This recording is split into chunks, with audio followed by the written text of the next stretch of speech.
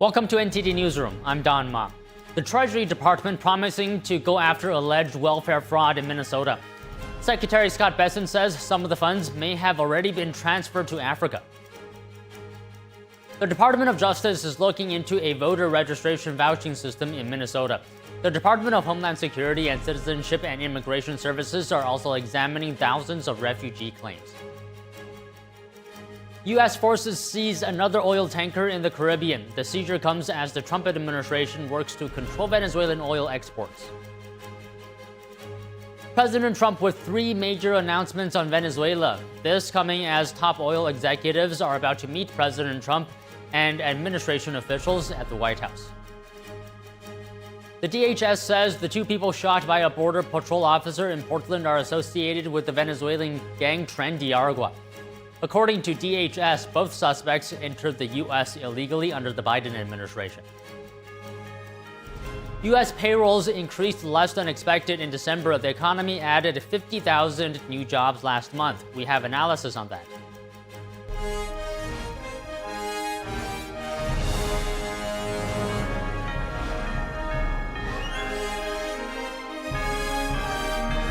This is NTD Newsroom, live from our global headquarters in New York City. Good afternoon, and thank you for joining us. Treasury Secretary Scott Bessent promising to crack down on welfare fraud in Minnesota. In a press conference in Minneapolis today, Bessent said the Treasury Department is focusing on funds that may have been transferred overseas. At Treasury, we are thoroughly investigating the fraud, including funds sent to Somalia through money service businesses which provide financial services outside of a formal bank. These funds could have potentially been diverted to the terrorist organization Al-Shabaab. We have traced where the money went and are examining it. The Treasury Secretary said his department is investigating financial institutions to make sure they are complying with anti-money laundering laws. His agency has followed the money and identified the money service businesses that have made transferred taxpayer funds overseas. Bessent said the Minnesota protocols will serve as a launching pad for investigations into other states. We are going to leave no stone unturned, whether it was fraudulent real estate, whether it is money that has been wired overseas. We will be tracking it to the Middle East and East Africa. This is why Treasury is involved. This is what we do. We track, we follow the money, and we intend to follow it as much as we can, prosecute the individuals no matter where they are, whether they are in the Minnesota government or they are sitting in East Africa. We will find them. The Treasury's Financial Crimes Enforcement Network, known as FinCEN, is working with the IRS on this matter. The Treasury is providing training to Minnesota law enforcement on how to utilize financial data. The IRS will also launch a task force to investigate any fraud and abuse involving pandemic-era tax incentives and misuse of 501c3 tax-exempt status. The Treasury Secretary said the Trump administration is committed to putting an end to welfare fraud. The Trump administration is being sued by 5 Democrat-led states. A coalition comprised of California, Colorado, Illinois, Minnesota, and New York is asking a court to halt a funding freeze from the White House. Officials in the 5 states say the move is unconstitutional and violates law and regulations linked to federal aid programs. The lawsuit is being led by New York Attorney General Letitia James, who says the administration has not given, quote, any legitimate justification for stopping the funds. The Trump administration has cited concerns about fraud in the programs designed to help low-income families and their children. The Department of Justice is looking into a voter registration vouching system in Minnesota. Assistant Attorney General for Civil Rights Harmeet Dillon says the department is investigating an apparent conflict with federal law. What you have in Minnesota, which, as we know, is a fraud and corruption-riddled state now, is a system where any one registered voter can vouch for 8 people and say that I know that Bob and Jose and Jimmy and whoever and my neighbors, they all live in my neighborhood and they're residents of this district, so you should register them. But even worse, a single person who's a worker at a residential facility, like a home, like care for elderly or disabled, they can register the entire facility. Meanwhile, the Department of Homeland Security and Citizenship and Immigration Services are examining thousands of refugee claims in Minnesota. Dubbed Operation Paris, the investigation will focus on more than 5,000 refugees who have not yet been given lawful permanent resident status. A previous investigation dubbed Operation Twin Shield recently uncovered widespread immigration fraud in the Minneapolis-St. Paul area. A newly established vetting center will conduct background checks, interviews, and reviews of refugee claims. Tensions in Minneapolis remain high following the ICE shooting on Wednesday. Protests are now also spreading into the nation's capital. A federal agent shot and killed a woman after she drove her car into him. The Trump administration says she weaponized her vehicle to attack officers, calling it an act of domestic terrorism. According to new numbers from Homeland Security, vehicular attacks on ICE agents are up by over 3,000%. The numbers compare the Trump administration's 2025 term to President Biden's 2024 term. Minneapolis Mayor Jacob Frey is calling on the federal government to let state authorities participate in the investigation of the shooting. House Speaker Mike Johnson is weighing in as well, saying a full investigation will take place. In Minneapolis, when a tragedy strikes, there's one word that summarizes what is most important, and that word is integrity. This is not the time to bend the rules. This is a time to follow the law.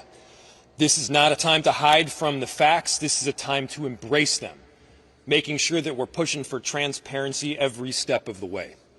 We all understand there has to be a full investigation. That's the appropriate thing. That will happen.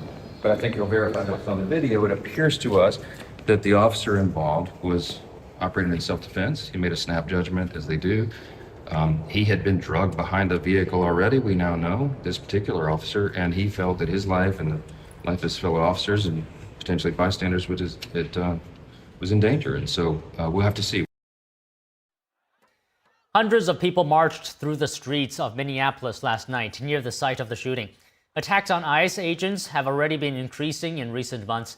Hostility is now growing even further after Wednesday's incident.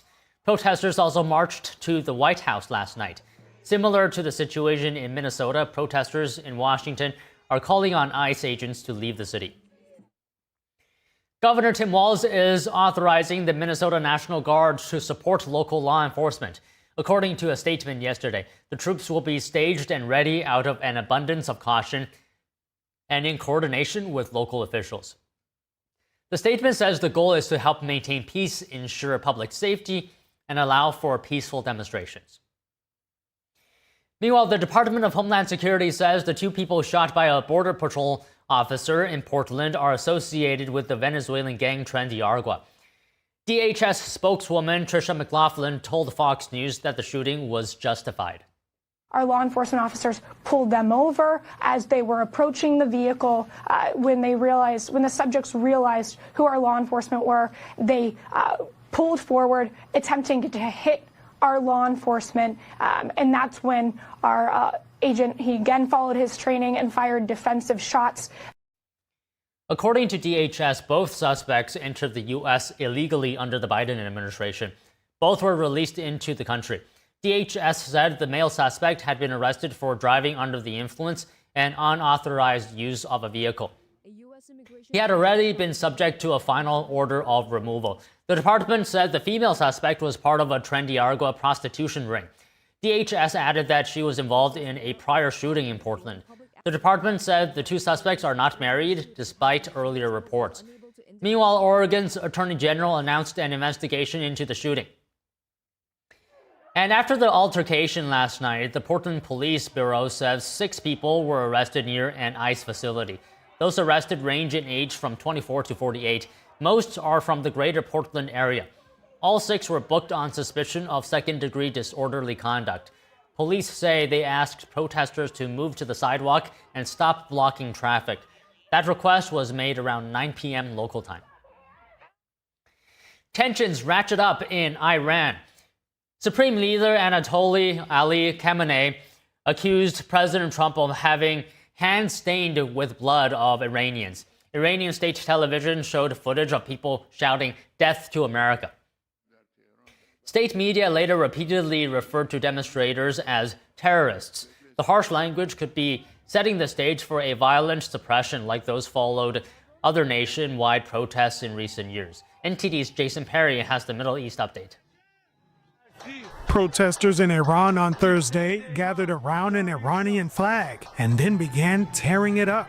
Protests were held across Iran, including in the capital, after the country's exiled crown prince, Reza Pahlavi, called for mass demonstrations on Thursday and Friday. And he said based on their response, he'll announce the next call to action. However, internet and telephone lines in Iran were cut out immediately after the protests began. The U.S.-based human rights activist news agency said at least 41 people have been killed during the demonstrations, while more than 2,000 others have been detained. And President Trump has threatened U.S. intervention if Iran shoots peaceful protesters. Iran's Foreign Minister Abbas Araghchi on Thursday addressed the nationwide protests. An interpreter then translated his words into Arabic. We are ready for any situation. We do not want war, but we are ready for it. We are also ready for negotiations, but negotiations that are based on mutual interests and respect. Jason Perry, NTD News.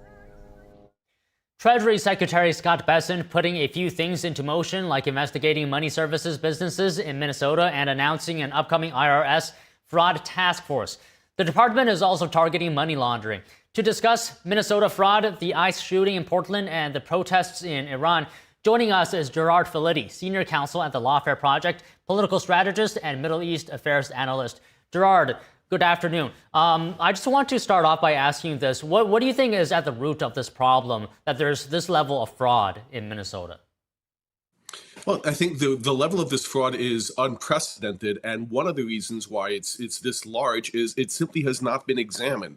This is something that's happened within a more isolated community, using different communications methods, using different tactics to send money, to funnel money out of the state system. So this has not been so easy to catch. And as we've seen from a lot of investigative reporting, they actually do set up some sort of business. There actually is some sort of physical presence for some of these operations that your viewers are seeing on the screen right now. So that makes it more difficult for fraud to be detected, because it's not just a PO box, there's a physical presence and people who are there receiving the checks. Vice President Vance yesterday announced the creation of a new Assistant Attorney General position, to help investigate billions of dollars in fraud affecting the federal government. How much of an impact do you think this will have? I think it will have a huge impact. Up until this point, fraud has been treated as a one-off. We've had task forces over the years that have looked at different aspects of fraud and abuse. We've seen fraud and abuse come up in the context of DOJ as well at the beginning of President Trump's second term. But now having an Assistant Attorney General dedicated to this shows that the government is committing resources to address this as a systemic problem. This is a whole of the government approach that will be more efficient going forward in detecting and prosecuting these cases so that we see less of it. So this is not just a one-off task force to address one problem. This is being set up as a way to address a systemic problem of fraud that's affecting many parts of the government. Okay, Gerard, now about the protests. Just yesterday, 2 people were shot by an immigration agent in Portland. DHS says they are illegal aliens connected to Tren de Aragua. So can you tell us more about Tren de Aragua members and the kind of risks U.S. agents are working under to capture them? Well, Tren de Aragua is identified and labeled as a terrorist group, as a narco-terrorist organization. So this is a level of federal designation that speaks to their dangerousness. This is not just a gang. This is not just drug dealers or thugs. This is organized crime that's directed by foreign interests. So the members of this organization, the members are really narco-terrorists who pose a significant danger to national security, to civilians, and to law enforcement. We're not talking about drug dealers. We're talking about people who have guns, people who are armed, and people who are here to do significant damage. So when we have these law enforcement encounters, unfortunately, these are not people who are just here illegally. These are people who are here committing crime. So FBI Director Kash Patel said the Bureau is investigating anti-immigration enforcement protests, and the review includes organizers, protesters, funding sources. He said those campaigns may be driving illicit activities. Do you see any patterns when it comes to the tactics that are being used by protest groups? We're absolutely seeing patterns. We're seeing very aggressive protesters. What we're not seeing are peaceful demonstrations where people are marching to a public square to be heard. These are protesters who are actually physically encountering law enforcement officers, trying to block their cars, trying to prevent them physically from gaining access to buildings or to perform their law enforcement functions. And this is organized. This is not just in one occasion or one location. We have people who are designating themselves as observers or as leaders who are there to identify the law enforcement personnel and publish their location to track how they're operating. This is highly sophisticated and not just something done by random people who are dissatisfied with a government policy. So this level of organization is funded and it's directed. And what the government is saying now is that it needs to find out who is organizing this to start cracking down so that we don't have these violent confrontations that lead to tragedy. Okay, you said these protests largely are not peaceful. So when do protests become an impediment to law enforcement operations and endanger public safety? They become an impediment the moment you go from peacefully saying what you want to grabbing police officers, throwing rocks, throwing firebombs, targeting officers with violence, getting in their way to prevent them from leaving or preventing them from entering something. That's no longer a peaceful First Amendment verbal protest. That's conduct. That becomes conduct that's illegal. So you're allowed in this country to say that you don't want police in your neighborhood or you don't want ICE in your neighborhood, but you cannot block their cars or try to push them away from buildings because that becomes a crime. That's the conduct that becomes a crime. And unfortunately, what we're seeing more often is that we're not just seeing peaceful protesters like you see on your screen, people holding signs, but we're seeing people engaged in physically confronting law enforcement. And that's dangerous. It leads to escalations where violence has occurred and people have lost their lives. Now, Gerard, about the protests in Iran, what is the significance of these protests? Is what's happening now different? These are perhaps the most significant protests we have seen in Iran in the last 46 years of the Ayatollah's regime that have the potential for actually bringing down the current government. Unlike previous protests, which were targeted by students or by people who are dissatisfied with a specific government policy, we see people now mobilizing on the streets from all walks of life: merchants, professors, teachers, students, pensioners. Everyone is gathering on the streets to protest the conditions that the government has resulted in Iranian economy, in Iranian people suffering under this regime. And what we're seeing now is not a demand for a structural change. We're seeing a demand targeting that the entire government go. So this is the most significant set of protests that we've seen in the last 46 years. Okay, just finally, what do you make of President Trump's threat of involvement if the Iranian regime kills any protesters? And this is, of course, against the backdrop of what the administration just did in Venezuela. I think it's a very powerful threat that's reverberating strongly within the Iranian government. I think that President Trump is looking to sustain and to uphold human rights values in Iran. So the message is to the Ayatollah regime, to the Islamist Republic, to not use violence against the people, the civilians, to keep the soldiers, their enforcement mechanism, their secret police on their base. I think President Trump is likely, if anything, to strike military targets if he sees tanks rolling to suppress the people. If he sees the military being used to target civilians, President Trump may order directed strikes against these military facilities, not boots on the ground, not involvement in Iran, but eliminating assets that the regime is using to oppress people. And that would be a very powerful incentive for the people of Iran to finally get their freedom. Okay, Gerard, very insightful comments today. Thank you so much for talking to us. Always a pleasure. Thank you. Allegations the Chinese Communist Party is backing leftist protests here in America. The issue is back in the spotlight as ICE agents, or rather anti-ICE protests and protests supporting Venezuela's ousted dictator Nicolas Maduro start up again. A House committee this week approved a subpoena for a pro-Beijing billionaire who is suspected of bankrolling the organized protests. NTD's Melina Weisskopf reports. Anti-ICE protests starting up again in Minnesota, and protests opposing the capture of communist dictator Nicolas Maduro popped up in New York City. We saw it in the protests that were pro-Maduro, supposedly, where everyone showed up with the exact same protest sign, paid for by individuals largely based out of China. There's a real concern here that we have a vivid fifth column approaching on U.S. shores that are trying to advance a pro-Beijing agenda. The groups behind these protests, like the Party for Socialism and Liberation, are suspected to be a socialist network bankrolled by a China-based billionaire named Nelval Roy Singham. But when those things happen, and they're sensitive and they try to support, quite frankly, our enemies, and China is not a friend of the U.S., then my guess is there's probably some illegal activity. Congresswoman Anna Paulina Luna described Singham as the funding arm of the CCP.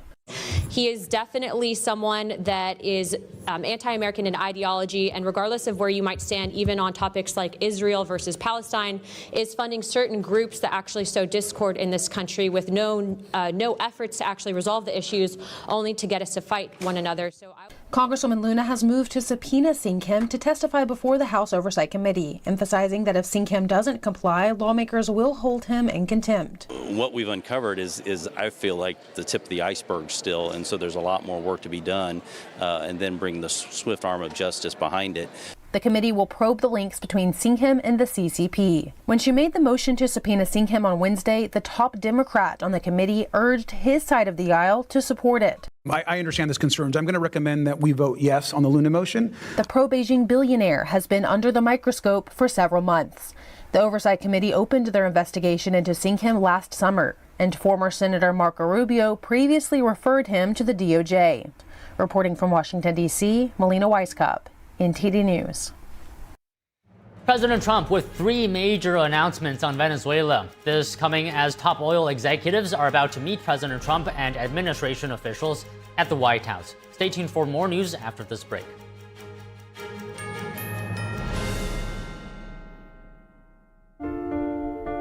What if kids in America didn't have to go to bed hungry tonight? What if our moms, dads, and grandparents could put healthy food on the table every day to help us grow strong? What if all of our friends and neighbors had fresh food too, and there was no hunger at all in America? And what if there was a way today for you to help?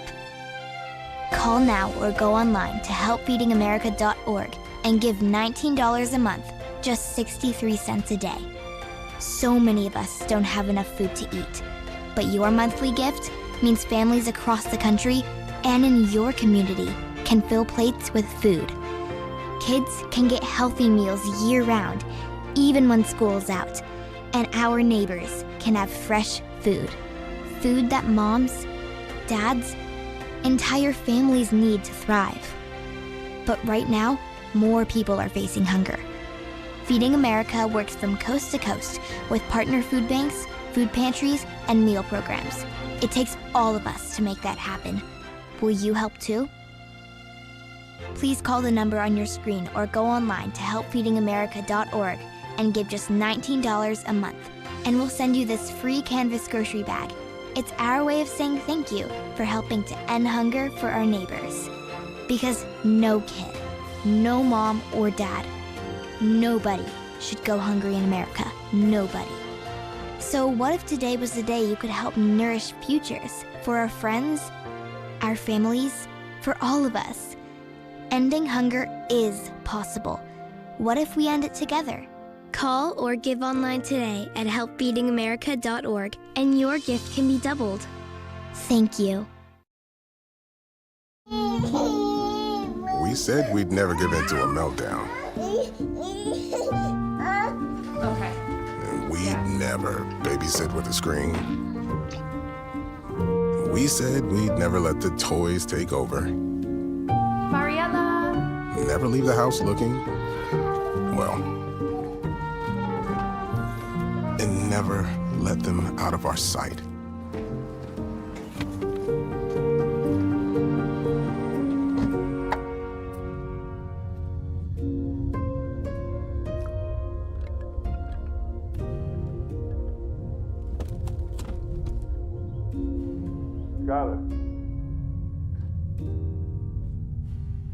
Skylar, come here. Cars get hot fast, and kids can be at risk.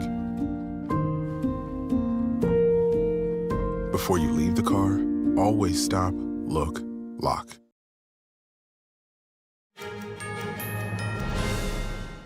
President Trump about to host the top 14 oil companies at the White House. They plan to discuss returning to Venezuela following the capture of former dictator Nicolas Maduro. We now go live to NTD's Washington correspondent at the North Lawn of the White House, Mari Otsu. Mari, good afternoon. What can we expect from this meeting? Don, good afternoon. That's right. The meeting was closed to press earlier in the morning, but just a few minutes ago they opened it up, so we'll get live updates from that soon. And this morning, a White House spokeswoman, Taylor Rogers, told us that we can expect American oil companies coming to the White House to discuss investment opportunities that will restore Venezuelan oil infrastructure. She says that the American people, the Venezuelan people, and energy companies will all benefit from these investments. And this is coming as U.S. forces earlier this morning boarded an oil tanker in the Caribbean Sea. That tanker was called the Olena, and it is now the fifth oil tanker that U.S. forces have either boarded or seized in the past month. And President Trump, weighing in on this meeting on Truth Social, says that the U.S. has now canceled the previously planned second wave of attacks on Venezuela, saying he thinks that they're no longer needed. But however, all ships will stay in place for safety and security purposes. He also says that at least $100 billion are expected to be invested in big oil. And here he is previewing the meeting last night. Take a look. We're going to be right here in the White House. We're going to meet with the biggest oil people in the world. They're all coming here. The top 14 companies are coming here. They're going to go in. They're going to rebuild the whole oil infrastructure. They're going to spend at least $100 billion. And it's an unbelievable oil that they have and an unbelievable quality of oil and amount of oil. When they nationalized the oil industry in Venezuela, going back to the 1920s, American companies had invested billions. We built it. All of it. And then it was taken away from us. Stolen. It was stolen from us. And it was taken away, years ago over a period of time, but it was taken away in the early 2000s, even beyond that, but the early 2000s. And I just took it back. This coming as President Trump this week made three big announcements concerning Venezuela in the wake of the capture of former Venezuelan dictator Nicolas Maduro. The first announcement is that Venezuela would turn over 30 to 50 million barrels of sanctioned oil to the U.S., and the U.S. will then sell that at market price for both the benefit of the American people and the Venezuelan people. And then Venezuela, with those profits, will buy only American-made products. And then the third announcement is that Venezuela has agreed to release all political prisoners. Here's Energy Secretary Chris Wright saying what he thinks it'll take to rebuild the oil infrastructure in Venezuela. Take a look. Look, for 25 years, we've seen the collapse of the Venezuelan regime. Everything going the wrong direction, a totalitarian socialist dictatorship. And guess what? We've got wildly different leverage now. We've got a Venezuelan government that wants to work with the United States, that wants to try to end the corruption and snuff out all the problems in their country. Or at least they're going to work constructively with us, because that's the only way they get oil revenue. But I have been deluged with companies interested to go to Venezuela. So this is really going to be just President Trump changing the conditions so businesses want to go back in for business reasons. They want to go back. Thousands of Venezuelans in the United States and around the world work for these companies. They're thrilled at the prospect to be able to go back home to their country and help drive change there and help get the energy industry going again.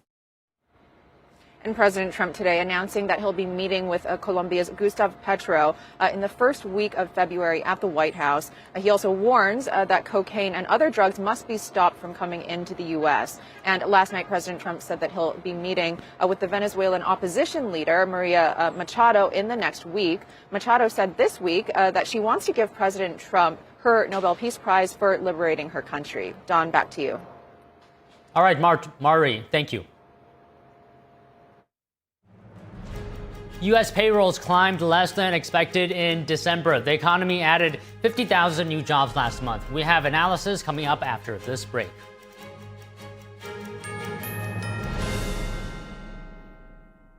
Whispered across generations, a hidden secret unveils the essence of longevity and vitality, a timeless legend regarding energy and wonder. Rooted in ancient health wisdom, we proudly introduce Pure Tang Black Ginseng, a 100% natural organic energy drink made from premium 6-year-old Korean ginseng. It takes 2,260 days and nights from seed to growth, undergoing a meticulous 9-step process of steaming and drying. Black ginseng reaches its full potency, enriched with ginsenoside RG3 and enhanced absorption efficiency. No sugar, no caffeine, no artificial ingredients. Experience the pure, natural power of Pure Tang Black Ginseng. Nourish your body, strengthen your immunity, and boost your energy. To order Pure Tang Black Ginseng, please visit puretang.com.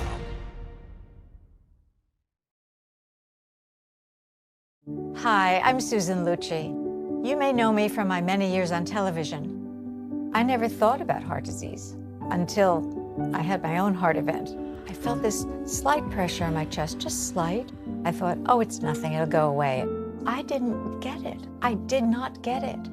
But a few days later, while shopping at a boutique, that pressure returned, much stronger. It felt like an elephant pressing on my chest.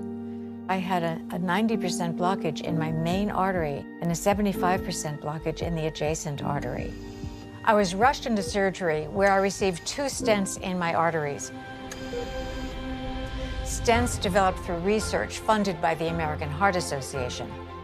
Those stents saved my life. That's why I'm in front of you today, asking you to join me in supporting the American Heart Association by becoming a monthly donor. Call now or go to helpheart.org. For only $19 a month, just 63 cents a day, you can help fund the next medical breakthrough. Get the next person trained in CPR, the next hospital certified in high-quality cardiovascular care. I'm so grateful to the American Heart Association. Their research helped save my life. I can enjoy life with my children, my grandchildren, and my friends. Heart disease is America's #1 killer, and your support now can help save your life or the life of someone you love. Give $19 a month with your credit card, and we'll send you this special t-shirt that you can wear to show that you are helping save lives. Please, listen to your heart. The only reason I'm here today is because I did. So please call the number on your screen or go to helpheart.org now. Join me as a monthly donor today and help save even more lives. Thank you.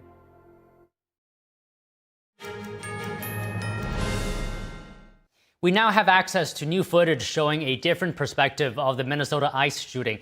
It appears to show the federal agent being hit by Renee Nicole Good's car. Let's take a look.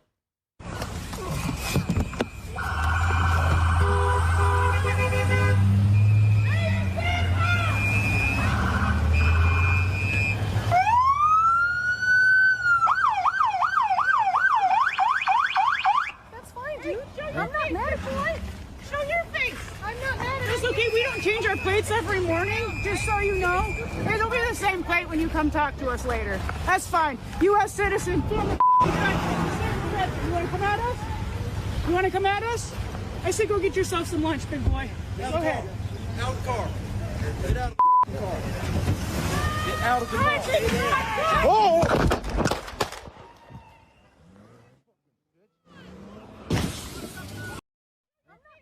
The video obtained by Alpha News appears to show the perspective of the ICE agent involved in the shooting. The news agency said this is a cell phone video filmed in the moments leading up to the shooting. Vice President J.D. Vance and White House Press Secretary Caroline Leavitt both shared the footage. They said this proves the ICE officer was acting in self-defense. Other videos of the shooting posted to social media showed the agent holding a cell phone in the moments leading up to the shooting. And according to a report by the New York Post, Good was involved with a local anti-ICE activist coalition known as ICE Watch. Local authorities are asking residents who witnessed the incident to submit video footage. And the Supreme Court will not issue a ruling today on a challenge to President Trump's authority to impose tariffs. The High Court heard arguments in November. Trump imposed tariffs by invoking the 1977 International Emergency Economic Powers Act. The president says the tariffs are necessary to address what he has described as a national emergency regarding U.S. trade deficits. Trump has imposed tariffs on China, Canada, and Mexico, citing the trafficking of fentanyl and illicit drugs into the United States. Trump has also imposed reciprocal tariffs on goods imported from other nations that trade with the U.S. Businesses impacted by the tariffs and 12 states brought the challenges. The U.S. economy added about 50,000 jobs last month. That's the estimate released today by the Bureau of Labor Statistics. It's down from 64,000 jobs that were added in November. The number also falls short of the 55,000 new jobs economists were expecting. The report also reflects a job market that is stable enough to give investors hope the Federal Reserve will cut interest rates this year. The BLS also reported an unemployment rate of 4.4%, down from November's four-year high of 4.6%. The director of the National Economic Council, Kevin Hassett, commented on the new figures on Fox News this morning. Look at the labor market, it's very strong. It's surprised on the upside 3 out of the last 4 months. This one was about at expectation. And if you look at the underlying fundamentals, the unemployment rate went down. And you know they do two-digit rounding. It was actually like down almost 2% if they weren't rounding. And the bottom line is the thing we care most about for the future of the labor market is what's happening to wage growth. Yep. And if you look at the wage growth for this year, manufacturing wages, for example, were up $3,000 per worker. And so that's the kind of thing that marks a healthy labor market. You know, under Obama and Biden, there was basically no real wage growth. The new jobs report today shows the U.S. economy seeing modest gains in the number of jobs. Meanwhile, President Trump announced a purchase of $200 billion in mortgage bonds to lower loan rates. Joining us to discuss is Joseph Trevisani, economic and currency analyst at FX Street. Joseph, good afternoon. Hope you're doing well so far in the new year. So jobs increased by 50,000, and this was below forecasts. Is the labor market stalling? I think the labor market is reasonably solid. By the way, good afternoon, Don. Nice to see you in the new year. I think it's reasonably solid. It's not producing a great number of jobs, as in the numbers out of the Labor Department. But do remember what we have here. They have revamped their way of calculating jobs, and so it's a different ball game now without the input of what used to be called the birth-death model. So it looks to be still a pretty reasonably solid job market. What do you think is contributing to perhaps constrained job creation? Because during the Biden administration, you remember this, we were often getting monthly numbers of over 100,000. Right. And a lot of those numbers in the Biden administration were later revised away, which was the problem with using the birth-death model that the Labor Department uses or used to use to classify and to estimate jobs that are created in the month. So it's hard to say exactly what is behind you're not getting the type of 100,000, 150,000 jobs that you were getting. As I said, part of that is a revision of the way they're calculating jobs. Part of it, I think, is probably also uncertainty about where the economy is going to go. What about tariffs? How do tariffs play into this equation? Is it having an impact that's leading to lower hiring? Well, that's interesting. I don't think it really started, and as an economic policy back last year in April and May, there was a great deal of speculation in the economic community and the forecasting community that this would be a huge hit to jobs and it would be a huge boost to inflation. Neither has happened. I thought at the time, and I still do, that the threat to inflation, which could eventually turn into a threat to jobs, was overstated because manufacturers and retailers will absorb and did absorb much of the increases to maintain their market share. So that particular problem hasn't occurred. Will the tariffs achieve their stated goal of revitalizing U.S. manufacturing, which would, of course, mean more jobs, has yet to be seen. So, Joseph, I don't think you would classify this as extraordinarily strong job growth. So if that is the case, I want to ask you, can the economy grow without such growth? Yes, I think it can, because what you're looking at, remember, behind these job numbers that we've seen, and if you look at the last three job numbers, they're actually flat because the prior 3 months ago was down 105,000. So the last three jobs numbers are flat. But if you look behind that, you look at a GDP that in the last 3 quarters is growing. If you take the Atlanta Fed's GDP estimate for the fourth quarter of 5.1%, their latest one, at a 4.4% rate in the last 3 quarters. That's the second, the third, and the fourth quarters of last year. With that kind of GDP growth, it is very difficult not to expect a much stronger job market in this year. I would say 100, 150,000, 200, many more jobs once the economy gets sorted out as to what is actually happening and where the growth is occurring. Okay, we'll keep a close watch on that, but I want to move on to President Trump announcing a purchase of $200 billion in mortgage bonds. And of course, you know, the goal is to reduce mortgage rates, lower monthly payments, make it more affordable to buy a home. How much of a difference do you think that's going to make in actually lowering mortgage rates? Well, it will. I mean, the 30-year mortgage, the 30-year average or the 30-year mortgage dropped 22 points today. That's a pretty substantial amount for a one-day move. It's now below 6%. I think mortgage rates, the two things that go into, of course, housing purchases are jobs, which are stable and steady, and interest rates, mortgage rates specifically. If you look at the numbers over the past 5 years, the number of home purchases, existing home sales, has dropped almost 40% from the fourth quarter of 2020. And the large portion of that is the rise in interest rates that attended the inflation that we saw throughout the middle and later part of the Biden administration. So I think, yes, two things are true here. One, the market now senses what the direction is. I don't think the Fed is going to intervene in the markets to the same degree that it did in COVID, where it bought like 500 billion and more, and over $1 trillion in total of MBS paper. I don't think that's going to happen, but it certainly is the direction markets are going. And if the Fed moves a little bit more on lowering the Fed funds rate, I think market rates and interest rates will follow.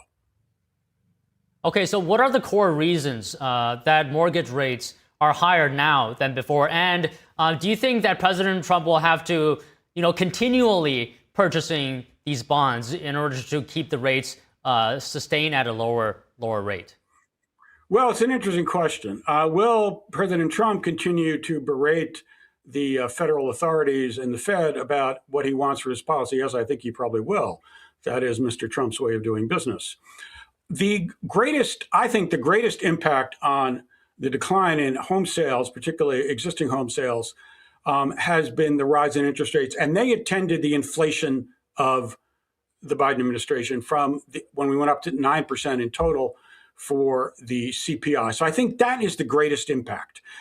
On top of that, you have a falling off of about 20% in the number of new homes started. New homes tend to be the homes that first-time buyers buy, that they contract for in a mortgage. That is the most sensitive, I think, sector for interest rates. In other words, new home buyers who have, of course, less money, less established credit, need lower interest rates more than established buyers. So the more you get interest rates down, the more that particular sector of the market, of the housing market, I think, will expand. Once there are buyers online, then you get builders online, then you get new home starts. So I do think that interest rates going down, headed lower, both by the Fed's pressure and, if you want, by jawboning from President Trump, will impact and will improve the housing market. Okay, just finally, two things here. One is, do you think if President Trump stops buying these bonds, that rates will go back up? And the second thing is, what is the impact on affordability if large investors are barred from purchasing more single-family homes, which President Trump said he's taking steps to do this? Yes, I don't think if the Fed stops No one in the market is expecting the Fed to start a massive MBS buying program or loan buying program to drive rates lower. I don't think that's the case. I don't think that's in the cards. I don't think anybody expects it. So if the Fed buys $200 billion of MBS and then doesn't buy any more, I don't think it's going to make a lot of difference in the overall interest rates and the 30-year mortgage. That will go up and down with what rates are doing in general. If the federal authorities ban, as you say, investment in houses by corporations, then yes, that will free up, it will take some of the pressure from the housing market. Because after all, why is a large corporation or a private equity company buying homes? Well, they're buying it because they expect prices to go up. They're not going to live in the homes. So if that is limited, yes, it will leave more homes available for the retail buyer and take some pressure from prices. Because if you look at the median home price, it's almost 50% in the past, I think, since COVID. That is a very high increase and makes it difficult for retail buyers, especially new buyers, first-time buyers, to get into the housing market. Okay, Joseph, it's always good to speak with you. Thank you so much for coming on today. Thanks for having me on. Have a good afternoon. You as well. General Motors says it will take a $6 billion charge as it scales back parts of its electric vehicle strategy. The car maker cites weaker demand and changes in federal policy. GM said the charge reflects a reassessment of EV production plans in North America as consumer interest cooled and government incentives declined. Around $2 billion of the charge is tied to non-cash write-downs. The remaining $4 billion covers supplier settlements and canceled investments. GM said it became the second largest EV seller in North America in late 2024, but demand slowed in 2025 after tax credits were eliminated and emissions rules eased. The automaker has since shifted some factories back to gasoline-powered vehicles and reduced battery investments. Drug prices are moving in a favorable direction for patients. Johnson & Johnson said yesterday it struck a deal with the Trump administration to lower drug prices in exchange for tariff relief. The company says it will participate in the Trump RX platform to allow Americans to buy its medicines at significantly discounted rates. It will also provide Medicaid program access at prices comparable to those in other developed nations. U.S. patients currently pay far more for prescription medications, often nearly 3 times more than in other developed nations. Johnson & Johnson says it's proud to be answering President Trump's call to lower drug prices for Americans. It's been brutal. While at the same time also ensuring the U.S. continues to lead the world in healthcare innovation. Last December, Trump unveiled new details with 9 major pharmaceutical companies to reduce prices for drugs for Americans. NASA is bringing an astronaut and 3 crewmates back to Earth months earlier than planned after a crew member's serious medical condition. More news after this break.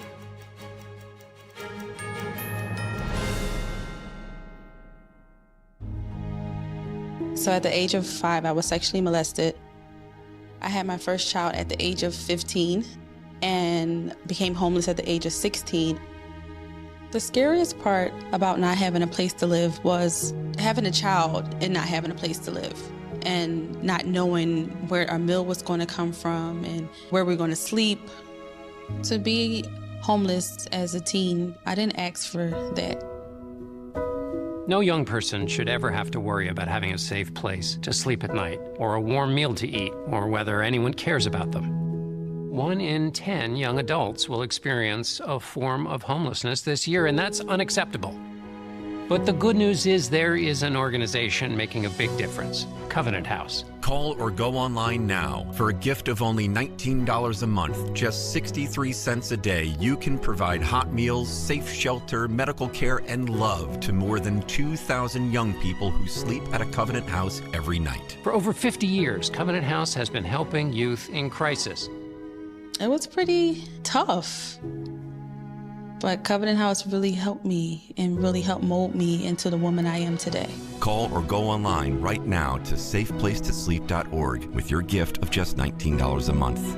With your monthly donation, you'll receive this soft, comforting blanket as a reminder of the warmth and safety your gift will provide a young person tonight. I have no words to express how Covenant House changed my life. They gave me the love that I needed. They just really genuinely just wanted to help me succeed, and I'm succeeding. Your $19 monthly gift is urgently needed to reach other young people who are facing unimaginable situations. Call or go online to safeplacetosleep.org. Your support makes the work of Covenant House possible. Thank you for caring.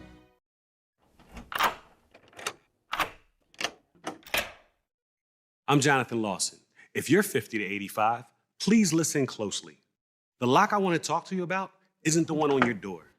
It's a rate lock for your life insurance that guarantees that once you're insured, your rate can never go up at any time for any reason. Many policies you see don't have one, but you can get a lifetime rate lock from Colonial Penn. This plan was designed for people on a fixed income with coverage options that start at $9.95 a month. That's less than 35 cents a day. Your rate is locked in for life. Coverage can never be canceled, and your acceptance is guaranteed. You cannot be turned down because of your health. See for yourself. Call for an information kit and gift. Both are free with no obligation. Call 1-800-624-6556 for your free information and your free gift. That's 1-800-624-6556. 1-800-624-6556. Call now.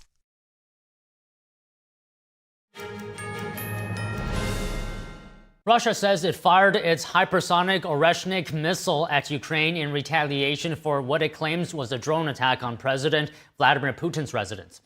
It's the second time Russia has fired the missile at Ukraine. Putin has claimed the Oreshnik missile is impossible to intercept because it is reported to travel at 10 times the speed of sound. Ukrainian officials also say overnight drone attacks killed 4 people, injured 19, and damaged residential areas in Kyiv. City officials say an emergency medic responding to the strikes is among the dead. Meanwhile, President Volodymyr Zelensky has said an agreement on security guarantees with the United States was ready to be signed at the highest level. He added that discussions had also advanced on documents covering Ukraine's reconstruction and economic development. He also warned that Moscow was trying to exploit winter weather to attack Ukraine and reiterated calls for continued international support. An update on the deadly Swiss fire that killed 40 people on New Year's Eve. Swiss prosecutors today summoned the owners of the ski resort bar where the tragedy happened. The prosecutors are investigating the French owners on suspicion of crimes including homicide by negligence. The owners did not answer reporters' questions as they entered the prosecutor's office. The couple have said their grief over the fire and said they will cooperate fully with the investigation. I'm just going to tell you what's happening with my clients on this day of national mourning. That's all I'm going to say. My client yesterday was able to speak to her mother on the phone for the first time. It was an incredibly powerful moment. Thank God she was able to. Her vocal cords have reactivated. We need to go see what's happening now, so I have to leave you now. More than half of the 40 people killed in the blaze were teenagers, and a further 116 people were injured, many seriously. Prosecutors said last weekend that the legal criteria to detain the couple had so far not been met. Witnesses and prosecutors have said the blaze appeared to have been started by the use of sparkling candles that set foam soundproofing on the basement ceiling alight. Questions remain about oversight at the bar. The local mayor admitted this week that the venue had missed multiple safety checks. The presidents of France and Italy are expected to attend a ceremony today in a nearby town to mark the tragedy and remember the victims. A serious medical condition with a crew member aboard the International Space Station has led NASA to bring the astronaut and 3 crewmates back to Earth months earlier than planned. This is the first such emergency returning to the orbiting laboratory's 25-year history. Here's the story. It's in the best interest of our astronauts to return Crew 11 ahead of their planned departure. NASA is bringing the 4-astronaut team Crew 11 back from the International Space Station due to one member's serious medical issue. A senior NASA official said that it was the first time in the ISS's 25-year history that a mission ended early due to a medical issue. Jared Isaacman is NASA's administrator. As we mentioned before, obviously this was a serious medical condition. That is why we're pursuing this path. Crew member is stable, as we mentioned. We're not electing an emergency deorbit. NASA officials did not name the affected crew member, citing privacy. The issue led NASA to cancel a planned spacewalk scheduled for Thursday.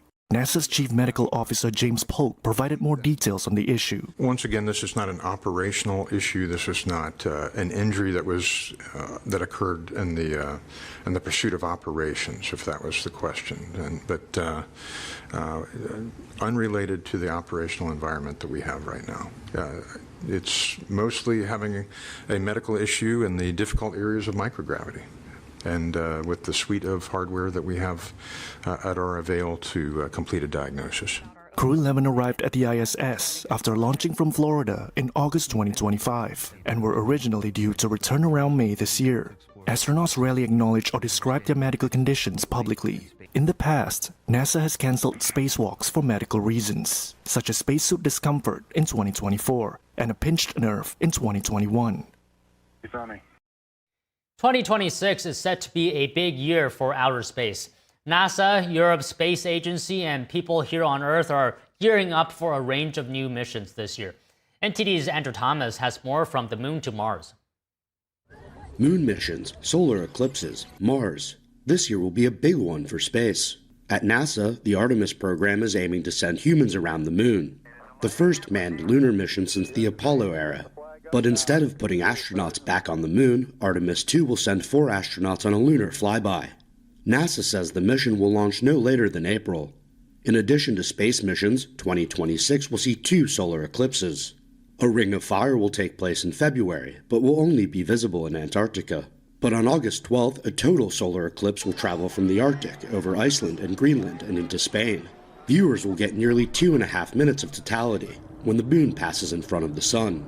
Humans are also looking toward Mars. The European Space Agency's Hera mission will observe the red planet's moons. A lot to look forward to. Andrew Thomas, NTD News. President Trump says major U.S. oil companies have pledged $100 billion to revive Venezuela's oil sector. Trump will be meeting with top executives at the White House soon. We'll bring it to you live, so don't go away.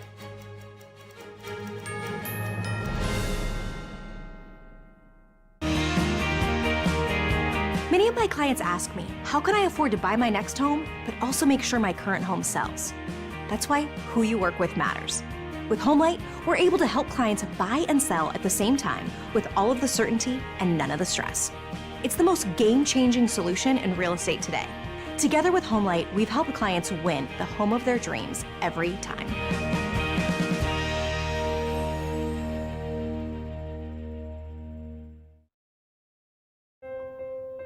Food. It fuels our bodies, nourishes our spirits, and brings us together. Because we all need nutritious food to thrive. Food gives me energy and it also helps me focus. But not everyone knows where their next meal is coming from. And 1 in 7 people in America face hunger. It's tougher than ever for too many of us. But the simple truth is, ending hunger is possible, and it starts with you. Call or go online to helpfeedingamerica.org and give $19 a month, just 63 cents a day, to help families in your community facing hunger. Feeding America works from coast to coast with partner food banks, food pantries, and meal programs. Your monthly gift delivers food where it's needed most, puts fresh food on the table, and helps kids have healthy meals all year round, even when school is out. You can see the difference with the kids when they're full.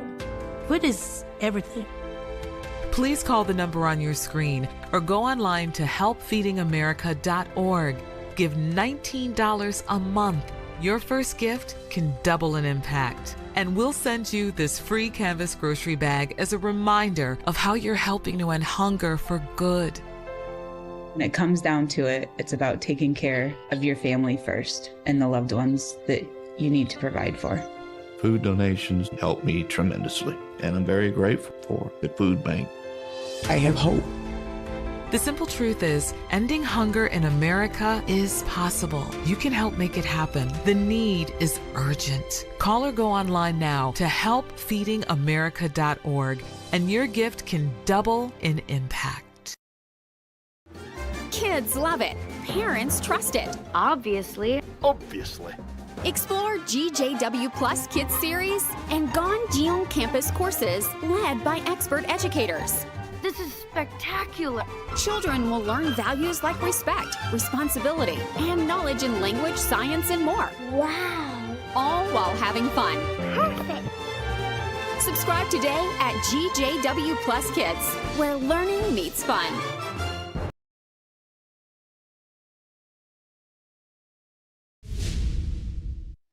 Welcome to NTD Newsroom. I'm Don Ma.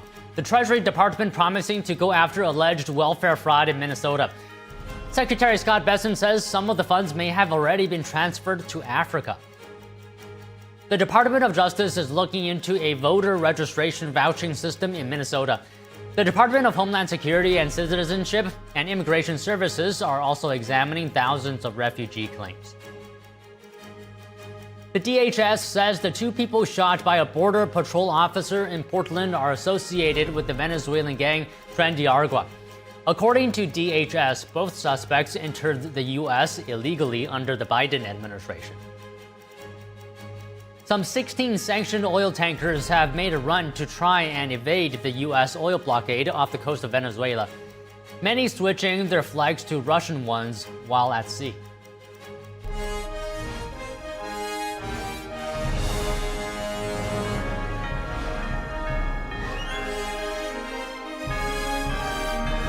This is NTD Newsroom, live from our global headquarters in New York City. Thank you for staying with us. Treasury Secretary Scott Bessent promising to crack down on welfare fraud in Minnesota. In a press conference in Minneapolis today, Bessent said the Treasury Department is focusing on funds that may have been transferred overseas.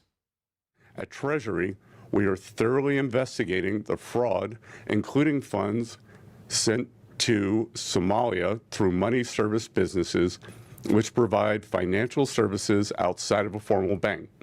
These funds could have potentially been diverted to the terrorist organization Al-Shabaab. We have traced where the money went and are examining it. The Treasury Secretary said his department is investigating financial institutions to make sure they are complying with anti-money laundering laws. His agency has followed the money and identified the money service businesses that have may transferred taxpayer funds overseas. Bessent said the Minnesota protocols will serve as a launching pad for investigations into other states. We are going to leave no stone unturned, whether it was fraudulent real estate, whether it is money that has been wired overseas. We will be tracking it to the Middle East and East Africa.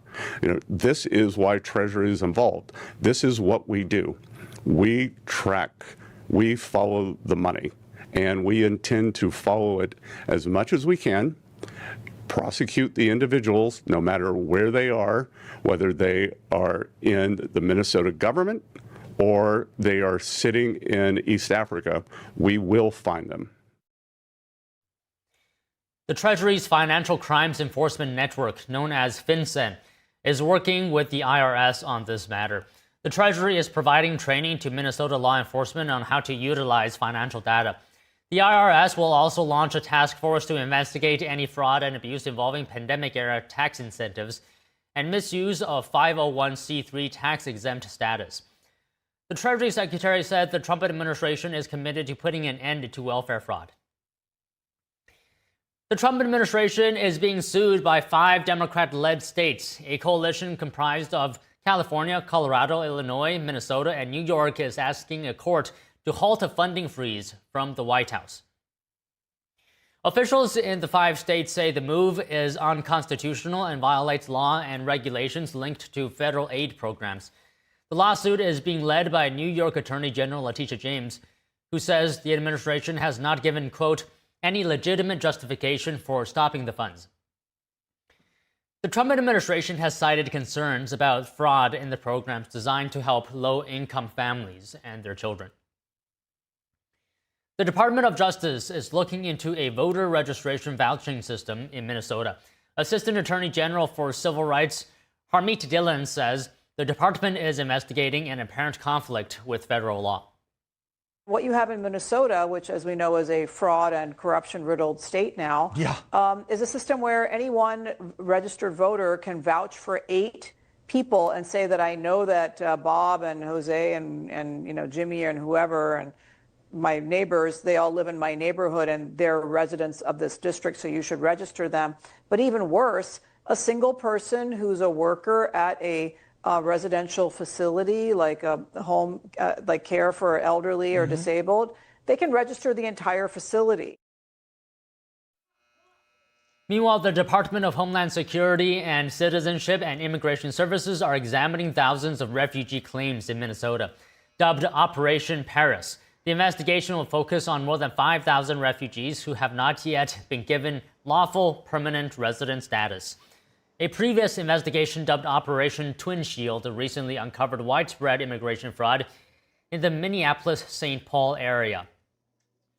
A newly established vetting center will conduct background checks, interviews, and reviews of refugee claims. President Trump is having a meeting at the White House with oil and gas executives now. Let's take a look. At very rapid speeds and helicopters, and to come out with no deaths and the loss of no equipment. It was pretty amazing. Nobody's seen anything like it. I was called by the leaders of numerous countries. I won't go into which ones, but the biggest and the strongest, and they said that was very impressive. They were all impressed. But today I'm delighted to welcome almost 24 of the biggest and most respected oil and gas executives in the world to the White House. It's an honor to be with them. We have many others that were not able to get in. I said if we had a ballroom, we'd have over 1,000 people. Everybody wanted. I never knew your industry was that big. I never knew you had that many people in your industry. But here we are. And if you, in fact, if you look, come to think of it, well, I got to look at this myself.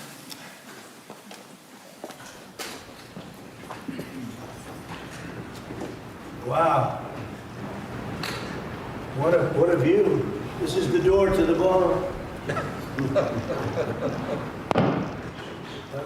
What a view. Unusual time to look, but I figure we might as well do it. If the fake news would like to go back and take a look, you can, but you'll see a very big foundation that's moving. We're ahead of schedule in the ballroom and under budget. It's going to be, I don't think there'll be anything like it in the world, actually. I think it'll be the best. We went from, this is, as you know, our biggest room, which would seat 100 for dinner, maybe, if you're lucky, if you're nice and tight. And the ballroom will seat many. And it'll also take care of the inauguration with bulletproof glass, drone-proof ceilings, and everything else, unfortunately, that today you need. So we're going to discuss how these great American companies can help rapidly rebuild Venezuela's dilapidated oil industry and bring millions of barrels of oil production to benefit the United States, the people of Venezuela, and the entire world. And yesterday, the number is 30 million barrels. I can't even, is that a correct number? 30 million barrels. You hear that, Peter? Of oil was given to us by Venezuela. That's a lot of oil. It's about $4 billion worth, and it's on its way to the United States right now. And we want to thank Venezuela for that. And we're working very well with them, obviously, or they wouldn't have been so generous. But they respect us again. They didn't respect us at all before. So that's money that goes to the United States. Some will go to Venezuela, and some will go to the oil companies, but not that, because that's already been extracted. So when you're not getting any of that, but when you start extracting, you'll get. But it's tremendous reserves, among the biggest in the world. Some people say it is the biggest in the world. And we're going to be working with Venezuela. We're going to be making the decision as to which oil companies are going to go in, that we're going to allow to go in. Going to cut a deal with the companies. We'll probably do that today or very shortly thereafter with Chris and Doug. And we're dealing with the country, so we're empowered to make that deal. And you'll have total safety, total security. One of the reasons you couldn't go in is you had no guarantees, you had no security, but now you have total security. It's a whole different Venezuela, and Venezuela is going to be very successful. And the people of the United States are going to be big beneficiaries because we're going to be extracting, numbers of, in terms of oil, like, few people have ever seen, actually. So you're dealing with us directly. You're not dealing with Venezuela at all. We don't want you to deal with Venezuela. Let me thank Vice President J.D. Vance, who's doing a fantastic job. Secretary of State Marco Rubio, likewise, a fantastic job. I have good people. I like them better than my first group. But we had a great, despite that, we had a great first term. We had some great people there, too, by the way. But we had a great first term. We had the greatest economy in the history of our country in the first term, but this is blowing it away. And you haven't seen anything yet. Everyone's been shocked by the numbers, 5.4% GDP. And that's despite the fact that we were badly hurt by the Democrat shutdown, of which they'd like to see if they could shut it down again. Secretary of the Interior, Doug Burgum, who's fantastic. Secretary of Energy, Chris Wright, recommended by Doug as being the greatest oil man anywhere in the world, because I wanted Doug for that job, energy, and Doug said, no, sir, there's a man named Chris Wright. I said, who the hell is Chris Wright? He said he's the most talented oil man anywhere in the world. I doubt you can get him, because typically oil men make a lot of money, and women. They make a lot of money, but Chris came. You took one of the greatest salary cuts probably in history, Chris, right? But he's a fantastic person, loves our country, and many other important members of this team.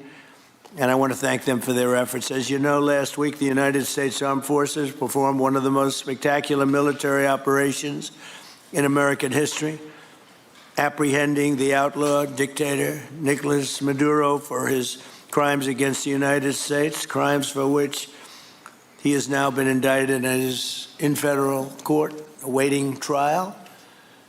And he killed many people, millions of people, actually, and allowed jails, prisons, mental institutions, insane asylums, drug dealers, drug addicts to pour into our country totally unchecked because of Sleepy Joe Biden's policy of open borders, the stupidest thing I've ever seen. We're getting them all out.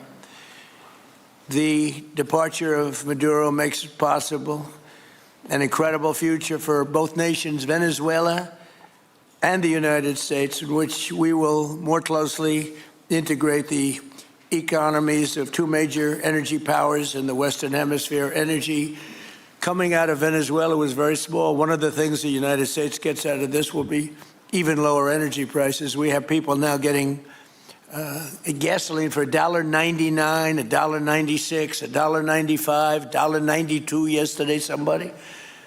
And it used to be $3.50, $4, $5 a gallon. Think of that, $1.99. Decades ago, the United States built Venezuela's oil industry at tremendous expense with American skill, technology, know-how, and dollars. But those assets were stolen from us, and we had presidents who did nothing about it. This president is much different than your other presidents. They did nothing about it. They stole it. Some of the people in this room were a little bit younger when that happened, but not that much younger. It wasn't that long ago. But they stole our assets like we were babies, and the United States did absolutely nothing about it. So now we're doing everything about it. Now we're doing 500% about it, but it's a long time after the act took place. So they stole from us, and it was taken by socialists and communists at the time, and Venezuela was going bad, really bad. And as much oil as they have, they're producing almost nothing, which is just a system. So we're really, if you look at it, we're taking back what was taken from us. They took our oil industry. We built that entire oil industry. Started a long time ago, but they took it, and they were very ungracious to this country, but now they're being very nice. American companies will have the opportunity to rebuild Venezuela's rotting energy infrastructure and eventually increase oil production to levels never, ever seen before. When you add Venezuela and the United States together, we have 55% of the oil in the world. The United States is number one. We have them drilling Drill Baby Drill was my campaign, and Doug and Chris, I think we're setting records on drilling right now and taking oil without Venezuela. That's how we're getting the oil prices down. The plan is for them to spend, meaning our giant oil companies will be spending at least $100 billion of their money, not the government's money. They don't need government money. But they need government protection and need government security that when they spend all this money, it's going to be there so they get their money back and make a very nice return. The plan is for them to spend at least $100 billion to rebuild the capacity and the infrastructure necessary. Venezuela has also agreed that the United States will immediately begin refining and selling up to 50 million barrels of Venezuelan crude oil, which will continue indefinitely. We're all set to do it. We have the refining capacity. It was actually based very much on the Venezuelan oil, which is a heavy oil, very good oil, great oil. It's fantastic for certain things like asphalt roads. Best there is in the world for asphalt roads and other things. All of the companies here today are going to be treasured partners in bringing the nation of Venezuela back to life, restoring its economy, and generating great wealth for their companies and for their people, and also great wealth for the American people, and tremendous wealth for the companies that are going in. The companies that are going in, and if you don't want to go in, just let me know, because I got 25 people that aren't here today that are willing to take your place. So I just want to thank, these are people that I either know or I know of by reading lots of business magazines and journals and papers. These are the greatest oil people anywhere in the world. Harold Hamm, I see, is here. Harold, you know, there's a story about Harold Hamm that he could look at a piece of land, put a straw into the land, and oil pours out. Is that true about you? Whereas some of you guys have to invest hundreds of millions of dollars to find that oil. So we can't let that story be true. But they say Harold puts a straw into the land and oil comes gushing out. So you're not a big R&D person, are you, huh? He's called Instinct for Oil.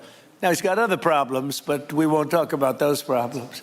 But he's been a great supporter of mine for a long time, haven't you, Harold? So congratulations. But we have, and I think Harold would agree, we have the greatest oil men and women anywhere in the world sitting in this room right now. And we have a lot of people that will be back to see us sometime next week. We're going to have another meeting for another group. But we're going to do this very quickly. We can have this done almost immediately. So I'd like to thank you all for being here. I'd like to invite Vice President Vance to say a few words, followed by Secretaries Rubio, Burgum, and Wright. And then we'll have a few words from representatives that are here and to discuss their ideas, a couple of them. We have Chevron, which has been, where's Chevron? Where are you? Far right. No, I thought you'd have a better location. You were the only one that was there for all that. I used to call you and say, what the hell is going on with Venezuela? He stuck it out. I don't know if you made money or not, but you stuck it out. I got to give you a lot of credit for that. Mark Nelson, thank you very much. Exxon CEO Darren Woods. Darren, thank you very much. How's Exxon doing? Okay?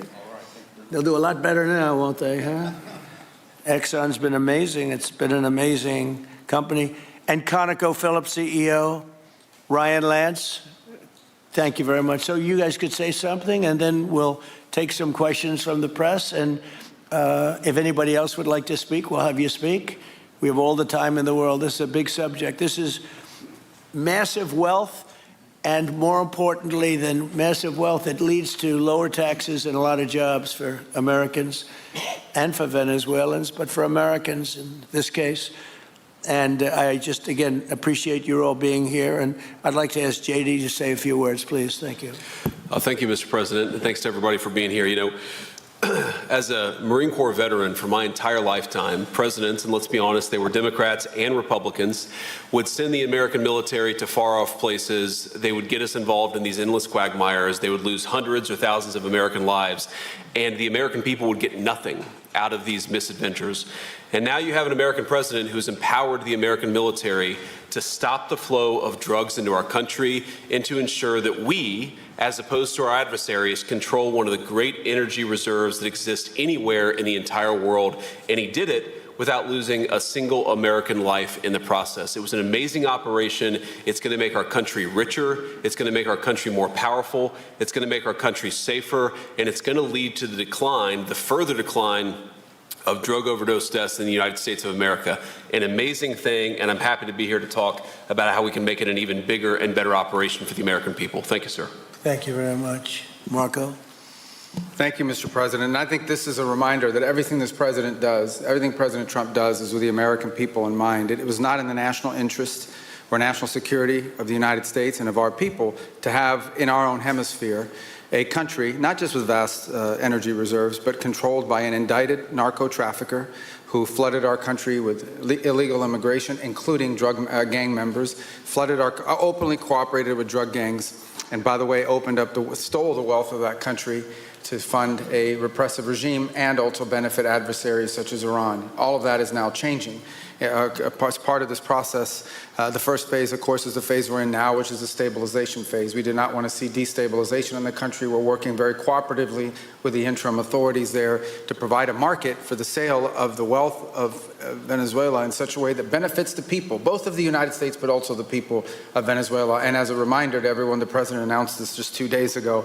Every penny, everything they buy with the money that they're making from the oil now, Mr. President, will be bought from America.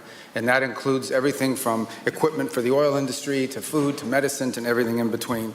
The second will be a phase of recovery, and then some of these phases will overlap, and that is to have a normal economy again where the money goes to the benefit of people, not the benefit of our adversaries or the benefit of elements in that country and around the world that are against our interests, at the same time as a process of reconciliation has to happen internally among the different sectors of society and politics and the like. And finally, the third phase, which is the most important of the three, is when the country fully transitions into a normal country that we have strong economic and diplomatic and relations with, that is friendly towards the United States, that's not a foothold for our adversaries, that serves our interests, but also the interests of the people. It'll be a country that is wealthy, a country that is prosperous for the people, not for a handful of criminals, but also a country that is supportive of our interests in the region and throughout the world. And we thank you, Mr. President, and the team you've assembled that have brought us to this point. A lot of work remains, important work, but this is historic. Okay. Thank you very much. Doug? Well, Mr. President, I want to thank you for your leadership, not just as president, but as commander-in-chief. The boldness, the execution, the breathtakingly precise work that you've delivered both in Iran back in June and here has changed the field for the whole world. And you always ran about the idea of peace and prosperity. And in Venezuela, as you know, this was a playground for every bad actor in the world. We had Russians, Iran, terror groups, all of them profiting from this criminal organization that was pretending to run the country. That makes America safer. You've secured the border, we're stopping the flow of drugs, and now with the normalization of relationships on an economic basis, it's going to mean tremendously for the prosperity of the American people. So I just want to say again, congratulations to you and to the entire leadership team. It's been an amazing, historic week on the scale of things that we haven't seen perhaps for 125 years in terms of the U.S. Exerting its influence over Latin America in a way that's going to make a change for generations. And on behalf of all the oil executives that are here today, Chris and I want to say thank you to all of you. It's your technology, your innovation that has put America in the place where today we are the most energy dominant country in the world. And that position is what's allowed us to take the action that we're taking with statecraft, with military action. None of that would happen if we were dependent on everybody else for energy. So you're a big part of the reason that we're able to move the way we are today, and we're grateful that you're here to be part of the solution going forward. Thank you, Doug, and you are doing a fantastic job, and we appreciate it. Everybody appreciates it. They know who's doing well. Chris Wright? Thank you, Mr. President. Yeah, what we've seen in the last week is leadership matters and credibility matters. Venezuelan oil has been sanctioned for many years, and the oil just flew, those sanctions were not enforced. That oil just floated out to trafficked by bad actors of the world. The resources weren't gone to a central place. The corruption and decline of Venezuela has been a crisis for the people of Venezuela. And as Secretary Rubio said, massive spillover effects in the United States, in crime, in drugs, in kidnappings, and in taking a huge resource base and making it not exploited, not developed. The whole world is a poorer, less opportunity-rich place because of that. When you have materials underground, they've been underground for 1 million years. That does not make them a resource. That does not make them valuable for your country, your people, or the world. They only become a resource with technology, with capital, with rule of law, and a system of governance that encourages the harvesting of those resources to make the better world. And we see here the dramatic contrast between the United States, which may have less oil underground than Venezuela. We have 20 times the production of Venezuela, 20 times the impact of human betterment, massively better quality of living here in the United States. That was at risk under the last administration. We've seen a lot of attacks on the energy that makes the world go round. President Trump's election has removed those risks, has embraced reality about how the world is energized, and we are at record production of oil in the United States, record production in natural gas in the United States. We've seen a meaningful decline in gasoline prices, diesel prices, travel prices because of jet fuel. And now President Trump is taking the genius of a different way to try to solve a 25-year festering problem in Venezuela, that all the traditional things have not worked. But ordering both a tremendous military operation to remove the heads of a criminal organization masquerading as a government, and then to use the power of our military, not to fire bullets, but to stop the flow of Venezuelan oil to the world, immediately gave us leverage over the interim authorities in Venezuela and has allowed us to be in this position today where the actions of this government can massively improve Venezuela for the better, and the bigger impact is to massively improve the quality of life, affordability, safety, and security of the United States. Very proud to be here. And we'll turn it over to Mark Nelson, who's the vice chairman of Chevron. Chevron has been in Venezuela for over 100 years, continuously. Mike Wirth, the CEO, had a knee replacement recently. He's not here. Mark is a tremendous leader in our industry, and I'll turn it over to him. Thank you, Secretary Wright. Again, I'll send Mike Wirth's regrets. He really wanted to be here, Mr. President. Right. Great guy. On his behalf, I have 3 very quick thank yous and an assurance I'd like to provide you all. The first thank you, Mr. President, is to you. It's thank you for convening this gathering. It's thank you for your leadership, and thank you for continuing to keep American energy domination in the forefront. So thank you for that. Thank you very much. The second thank you actually is to the cabinet. So Secretary Rubio, Secretary Burgum, Secretary Wright, your ability and commitment to continue to engage with the parties around the table to keep the world working is greatly appreciated. So thank you for that. And the final thank you actually would go to our Venezuelan employees of Chevron. They have been working tirelessly to operate safely, protect the environment in country, and their dedication and skill will help us in this next chapter. And finally, I'll close with the assurance.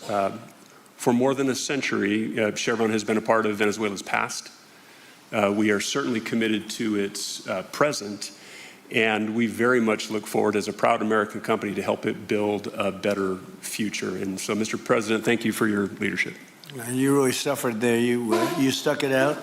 A lot of people left. A lot of big companies left. Many of the people sitting at this table left because of the safety risk and other risks. But you stuck it out. I give you credit for that.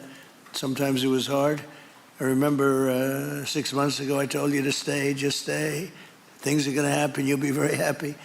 I didn't know they were going to happen this fast or this conclusively. One thing I think everyone has to know is that if we didn't do this, China or Russia would have done it.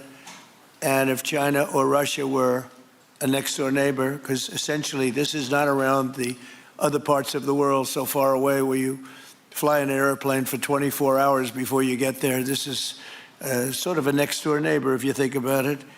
And I told China and I told Russia, we get along with you very well. We like you very much. We don't want you there. Not going to be there. And if we didn't do this, China would have been there and Russia would have been there. Maybe they both would have been there together, but they're not going to be there now. One thing I will tell them, and I will tell you, that we are open for business. China can buy all the oil they want from us there or in the United States. Russia can get all the oil they need from us, and they do like oil, even though they produce a lot of it. But China and Russia and everybody else is able to go, and we'll be open for business almost immediately. I have a feeling the $100 million will be spent $100 billion will be spent very, very rapidly by these very big, powerful, and rich companies, and I think they're going to be able to rebuild the infrastructure. And I hope it's going to be brand new as opposed to a rehab, because I know the tremendous difference between the new and the not so new in your industry. The new is much more beautiful, much better in every way, and actually much smaller. It's like everything else, gets smaller and stronger. It's a combination of smaller, better, and stronger. So I hope you're going to build all brand new stuff, rip out the old crap that's been there for so many years, and do it the right way. You're going to be there a long time if we make a deal. If we make a deal, you're going to be there a long time. If we don't make a deal, you won't be there at all. It's, sort of interesting. But again, China and Russia would have been there if we didn't do this. And the other thing people ask about the second wave, I don't think it's going to be necessary. We have an armada, a giant armada like nobody's ever seen in that part of the world. And it's stationed off the coast. And we are getting along so well with the people that are involved and representing Venezuela that I don't think we're going to have any, I don't think it's going to be necessary to do the second wave. We were planning on a second wave, but the first wave was so powerful and so good and so strong. And frankly, the people in the country, they did the right thing. They were smart. They did the right thing. They didn't want to go through a second wave. But we've got a tremendous number of the most powerful ships in the world right there. I don't think we're going to have to use that. I'm happy to say that. I don't think we're going to have to use that at all. If I could ask Chevron, you did a great job. I want to thank you. And ExxonMobil, if you would say a few words, and then followed by Conoco, great companies, massive companies, great companies. Exxon, please.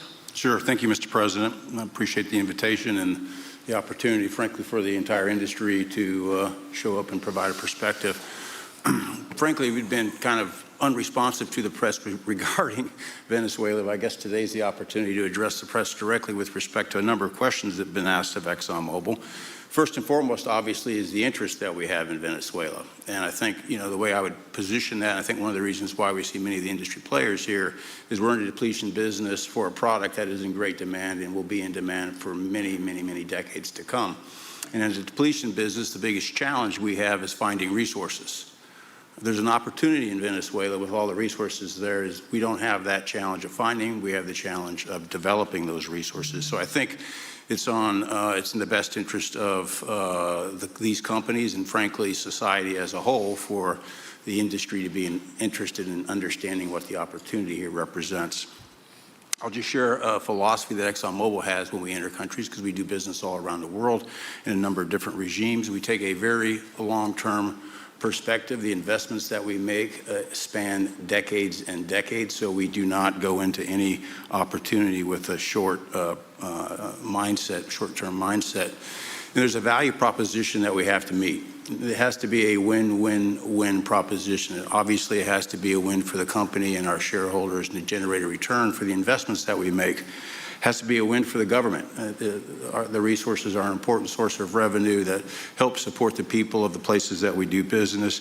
And it has to be a win for the people. We have to be wanted there and to be a good neighbor. And those three things ensure a stable, long-term platform for the large investments that we make for the long term. With respect to Venezuela in particular, we have a very long history in Venezuela. In fact, we first got into Venezuela back in the 1940s. We've had our assets seized there twice. And so you can imagine to re-enter a third time would require some pretty significant changes from what we've historically seen here and what is currently the state. If we look at the legal and commercial constructs and frameworks in place today in Venezuela, today it's uninvestable. And so significant changes have to be made to those commercial frameworks, the legal system. There has to be durable investment protections, and there has to be a change to the hydrocarbon laws in the country. We're confident that with this administration and President Trump working hand in hand with the Venezuelan government, that those changes can be put in place. And with respect to the Venezuelan government, that perspective we don't have a view on. We haven't talked to the Venezuelan government, and obviously we have yet to assess the people's perspective with respect to ExxonMobil entering the country. In the short term, there are things that can be done while these longer-term issues are being worked. For us, we haven't been in the country for almost 20 years. We think it's absolutely critical in the short term that we get a technical team in place to assess the current state of the industry and the assets, to understand what would be involved to help the people of Venezuela get production back on the market. With the invitation of the Venezuelan government and with appropriate security guarantees, we are ready to put a team on the ground there. We also have a integrated set of capabilities from production to refining to trading, and I think we can be of assistance to getting the Venezuelan crude to market and realizing a market price to help again with the financial situation in Venezuela. So those are my short-term perspective that I have. I'd say maybe close with a thank you, Mr. President, for the work that you've done to secure not only the national security, but the energy security of the region. And then thank you, Secretary Rubio, Secretary Wright, Secretary Burgum, for your leadership in this matter. Thank you. How long would it take you, Darren, as Exxon to, if we make a deal, how long would it take you to get in there and get started? Well, the first step, this technical team, as I talked with Secretary Wright earlier this week, we started from the beginning to put the team together so that if and when it was needed, we could hit the ground almost immediately. So we can hit the ground within the next couple of weeks. Start the assessment, and then from there we need to understand. That's what we want. We want speed and quality. That's what we want. Thank you, Darren. And Conoco, Ryan. Thank you, Mr. President. Appreciate the opportunity to be here too, and you've assembled a great team. And our congratulations as well for removing one of the terrible people in the world and bringing them to justice. It was quite amazing. I think you've given hope to the people of Venezuela again, which I think is quite remarkable. And we've been on the other end of that despot regime a long time. Our assets were expropriated. I had a little bit more hair when that happened. And, you know, I think we're the largest non-sovereign credit holder in Venezuela today. So we're in a bit of a different situation, but I think your big and bold idea to use energy commerce instead of conflict is something that could make a real big difference in Venezuela. And our company certainly stands ready to help in that endeavor. Encourage you to continue to think bigger and even bolder. And we've had some discussions with your energy team about that as well. As we think about the other people that need to be in this room and in this discussion are the banks, and including probably the Exim Bank, as we think about how the debt needs to be restructured in the financing to deliver the billions of dollars that are required to restore their energy infrastructure. And I think as we think that big and bold, we need to be also thinking about even restructuring the entire Venezuelan energy system, including PDVSA. And I think if we can do that and think bold, there's an opportunity to be quick, fast, and restore the quality of what's happened in Venezuela, or what's been lost in Venezuela over the course of the last 25 years. So thank you for this opportunity. Well, thank you very much, and you'll get a lot of your money back. We're going to start with an even plate, though. We're not going to look at what people lost in the past, because that was their fault. That was a different president. You're going to make a lot of money, but we're not going to go back. You left a lot of money behind, I guess, huh? What number? 12 billion. How much? 12 billion. Well, it's a good write-off. It's already been written off. It's been written. All right, thank you. You'll make it back one way or the other. You're all going to do very well. I think really very well. Marco just gave me a note. Go back to Chevron. They want to discuss something. Go ahead. I'm going back to Chevron, Mark. Thank you, Marco. Was there a question, Mr. President? Yes, go ahead, Marco. What are you saying here? Mark, if you can update us on operations in the ground and with the appropriate approvals, what you might be able to achieve in the next 12 to 18 months, give us a little view from the ground. You bet, you bet. So today, Chevron has 3,000 employees in 4 different joint ventures in Venezuela today. And over the past 5 to 7 years, they've taken production from about 40,000 barrels a day to 240,000 barrels a day, essentially getting those facilities and that equipment up to standards that would be something that people in the room would be more accustomed to. Given the work we've done with Secretary Wright and Secretary Burgum and even Secretary Bessent, I think we have a path forward here very shortly to be able to increase our liftings from those joint ventures 100%, essentially effective immediately. We are also able to increase our production within our own disciplined investment schemes by about 50% just in the next 18 to 24 months. And that's just leveraging what's on the ground. So to Secretary Rubio's comments about phase 1, this is taking the momentum of improvements we've already made there locally and building on those and creating more momentum for the people of Venezuela. Do you think you have an advantage being there? You've been there by the skin of your teeth. It's been tough for you to be there. But do you think you have an advantage over the other people in this room by the fact that you are there?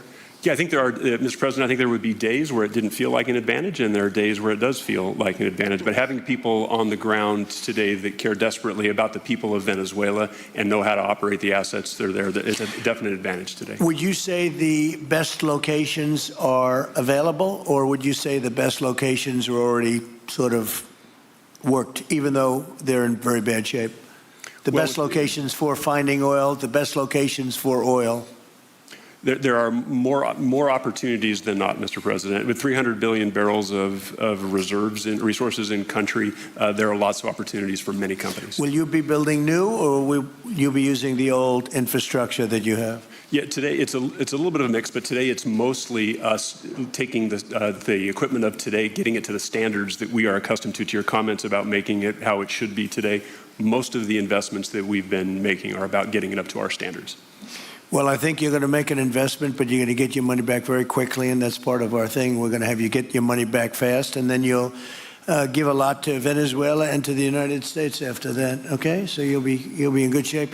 Could I ask Carol Tam to say a few words? He's been a friend of mine for a long time. Very amazing man, actually, amazing energy person. Well, thank you, Mr. President. It's good to be here with so many dignified people. And this effort particularly, and thank you for your effort for what you've done here, taking this despot out of that area. And the world dealt with him way too long. Certainly our industry knows that this is a real jewel that can be developed for the people of Venezuela and also benefit the world. And like Secretary Wright said, it has not been done. That's not been done in the past, and they had a good chance at it. Brought someone in that totally took it down, as everybody knows here, and that was Chavez, and we know what happened to him finally. But that ruined the industry in Venezuela, and all of us know how that ended very well, very wrongly. So anyway, we're glad to see what's happened here and look forward for the opportunity for a lot of people in this room, but also for America and the country itself. Are you going to be involved in going in? Because, he's in North Dakota and he's in Oklahoma and some incredible places. It's a little bit different, but there's no doubt about you won't have to worry about the straw too much here. You can just go at it. Are you going to be one of the participants? Well, certainly, I'm an oil finder, like you said. Barry Spitzer, told that story. The coach. And he's kind of exaggerated a little bit. It doesn't come out quite that easily usually. But anyway, great story. I love it. But I love Barry. Barry's the one that told me this. Yeah, he's a champion, and in a lot of ways. So love that story. Certainly, it excites me as an explorationist. Everybody has that in their blood, and it is a very exciting country and a lot of reserves. And so it's got its challenges, and the industry knows how to handle that. And like Darren said, you go into your eyes open and do the best you can with the team you got. So well, you're going to have something that they never had really here is tremendous security. You're going to be very secure, very safe, physically safe in addition to financially safe. So it's good to see you, Harold. Thank you very much. Does anybody have anything to say before we get to the press? What does Cuba have to do to avoid the same fate as Venezuela? What does Cuba have to do? Well, Cuba's in bad shape. Cuba relied on Venezuela for oil and for money. And nobody really knows what's going to happen with Cuba. They're doing very poorly. They're really third world all the way. And we have a lot of great Cuban Americans. And I would say Marco fits very solidly into that category. And I might ask you to say a few words about, we were discussing it before, Cuba is a very different, they don't have energy, they don't have oil, but they would live off of the oil from Venezuela. And what they do have is very strong people and very powerful people militarily, and they would protect the people running Venezuela, and they would take in a lot of money from Venezuela. Now they don't have that. They won't be taking in any money. So, Marco, what do you think? Well, I mean, the fundamental problem in Cuba is that it's run by incompetent people that don't know what an economy looks like, much less a functioning one. They've made a choice, and that is they would rather have political control over their people than they would have an economy that functions. And they've gotten away with it for 60-something years because they've had donors, the Soviet Union, and now most recently Venezuela. But that's now gone. So the people in control in Cuba have a choice to make. They can either have a real country with a real economy where their people can prosper, or they can continue with their failing dictatorship that's going to lead to systemic and societal collapse. So it's a very stark and dramatic choice, and it's one we hope to make the right one. We don't have an interest in a destabilized Cuba, but that would be their fault because they refuse to allow the people of Cuba to have either economic or political freedom for that matter. And you have a lot of people in this country that want to go back to Cuba and help Cuba. A lot of people have left, they came in penniless, they didn't have anything, and they've become very rich people in our country, and they want to very much go back and help Cuba. So that's something that Cuba has that a lot of other places don't have. Peter? President Trump, thank you. I do want to ask you about Minnesota, but first, just more on topic. President Zelensky said that he was watching with the rest of the world as you made this order to go and capture Nicolas Maduro. And he said, if that's how it works with dictators, then the United States knows what to do next. Sounds like he wants you to go and capture Vladimir Putin. Would you ever order a mission to go and capture Vladimir Putin? Well, I don't think it's going to be necessary. I think we're going to have I've always had a great relationship with him. I'm very disappointed. I settled 8 wars. I thought this would be in the middle of the pack or maybe one of the easier ones. And I don't know if you know, Peter, the last month, they lost 31,000 people, many of them Russian soldiers, and the Russian economy is doing poorly. I think we're going to end up getting it settled. I wish we could have done it quicker because a lot of people are dying, and mostly soldiers. They get hit in Kiev and they get hit a little bit here and there, and people are dying there too. But largely, it's the soldier population. When you have 30,000, 31,000 soldiers dying in a period of a month, 27,000 the month before, 26,000 the month before that. That's bad stuff. So, as you know, President Biden gave $350 billion to Ukraine to fight, and we would never get that back, although I did make a rare earth deal to get it back, so we will be getting it back, but shouldn't have done that. It was a bad thing to do.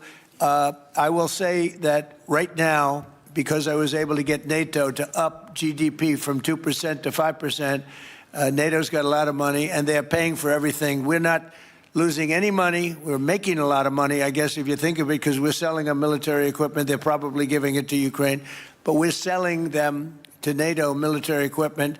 We're getting full price and all of that. But that's not a big deal to me. What is a big deal is stopping a war where 30,000 people are being killed every single month. And on Minnesota, the vice president yesterday suggested that Renee Good, who was killed by this ICE officer, was part of a broad left-wing network.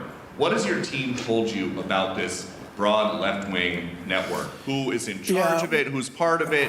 What's it called? Well, I haven't seen the vice president's statement, but he's generally very accurate. I hate to say, look, I watched that yesterday, and there were a lot of different forms to it. But there was a woman screaming, shame, shame, shame, shame. She was a agitator, probably a paid agitator, but in my opinion, she was an agitator, a very high-level agitator, so professional. She wouldn't stop screaming. I said, this isn't a normal situation. This is a professional troublemaker, because you heard it and I had it. Now, I will say this, the news sort of turned her down, turned her off, because you're trying to watch. She was so loud and so crazy and just not normal. When somebody sees something like that, they don't go screaming and the same words. So I guess you could say professional, but I didn't think she did a very good job. You have agitators, and we will always be protecting ICE, and we're always going to be protecting our Border Patrol and our law enforcement. Yeah. Thank you, Mr. President. Mr. President, in your conversations with these oil executives today, did you provide any security guarantees so that they can do their work safely in Venezuela? Yeah. And separately, Mr. President, they will have those guarantees, yes. And separately, Mr. President, I'm curious in terms of the future of Venezuela. Do you see Venezuela, now led by Delcy Rodriguez, as an ally of the U.S.? Is that the way that you view that country right now? Well, right now they seem to be an ally, and I think it'll continue to be an ally, and we don't want to have Russia there. We don't want to have China there. And by the way, we don't want Russia or China going to Greenland, which if we don't take Greenland, you're going to have Russia or China as your next door neighbor. That's not going to happen.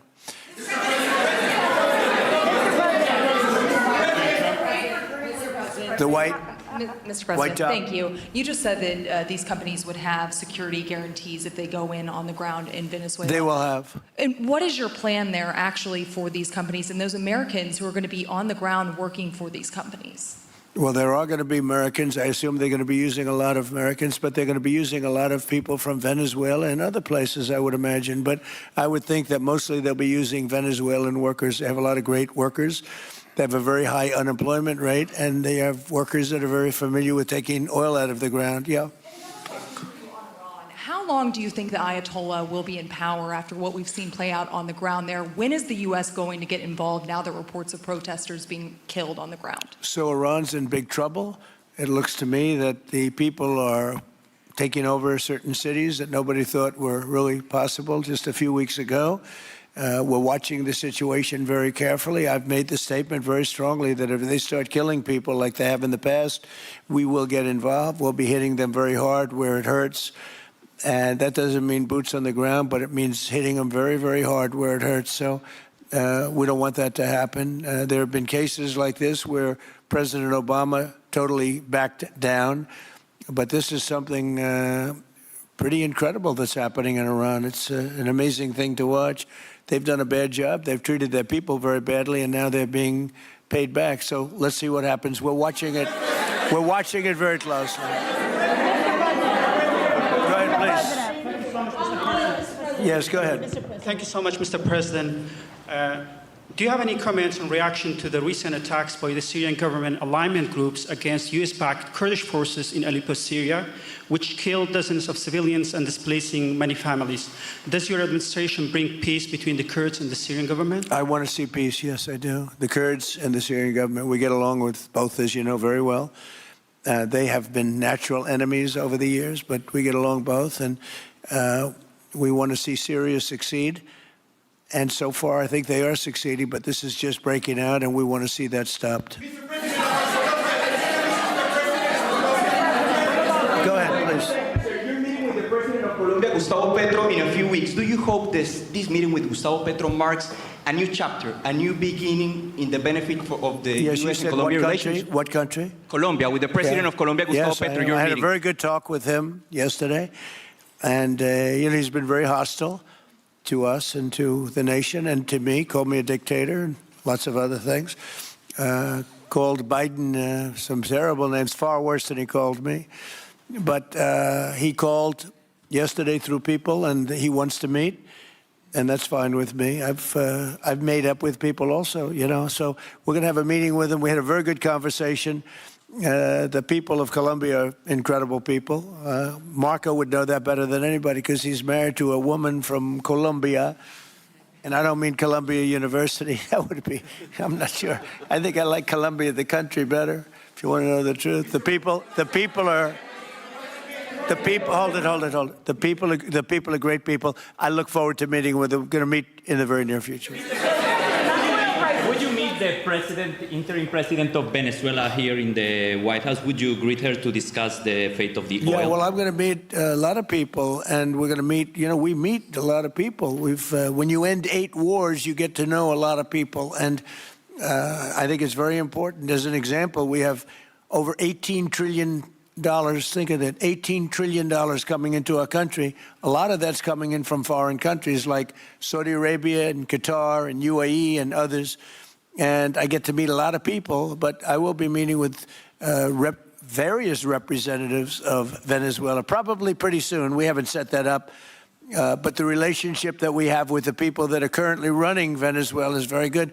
We also have a young lady that received the Nobel Peace Prize. She's going to come in and pay her regards to our country, really, to me. But, you know, I'm a representative of the country, nothing else. And she's coming in sometime next week, I think Tuesday or Wednesday. And we'll see how that is. But, no, we're dealing with the people from Venezuela.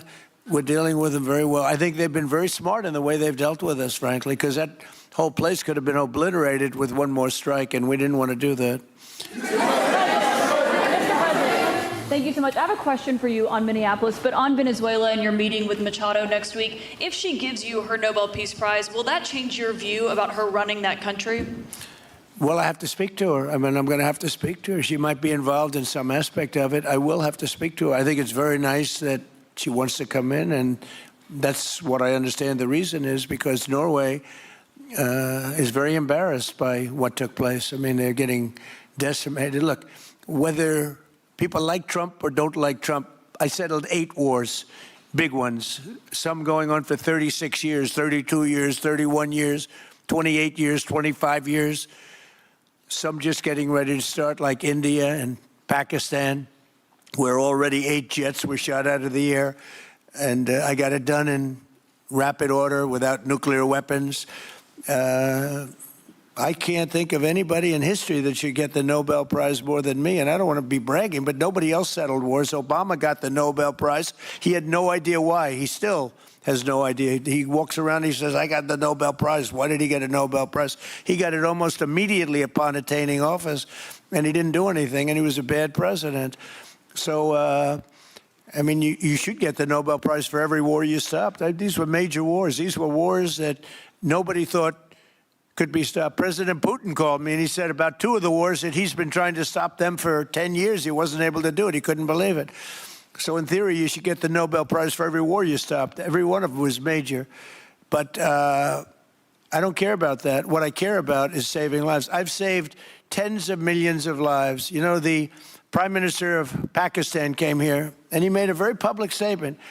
He said that President Trump saved minimum 10 million lives having to do with Pakistan and India, and that was going to be raging. So, you know, but I'm honored that she's coming here. I look forward to meeting her, yes. Go ahead. On Minneapolis, Mr. President, I have a follow-up for you. The state officials there have said that the FBI is not sharing evidence with them. Typically, they would conduct a joint investigation, as you know. Do you believe that the FBI should be sharing evidence with state officials in Minnesota? Well, normally I would, but they're crooked officials. I mean, Minneapolis and Minnesota, what a beautiful place, but it's being destroyed.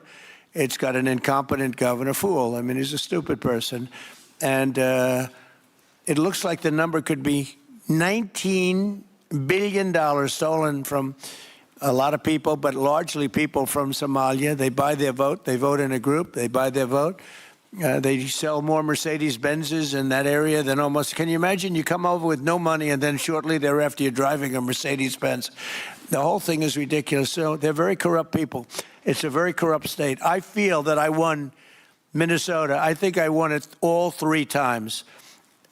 Nobody's won it since Richard Nixon won it many, many years ago. I won it all 3 times, in my opinion. And it's a corrupt state, a corrupt voting state. And the Republicans ought to get smart and demand on voter ID. They ought to demand maybe same-day voting and all of the other things that you have to have a safe election. But I won Minnesota 3 times, and I didn't get credit for it. I did so well in that state every time. The people were crying every time after. That's a crooked state. California is a crooked state. Many crooked states. We have a very, very dishonest voting system. The last time I won, 24, the one that just took place, I won because it was too big to rig. You couldn't rig it. It was too big.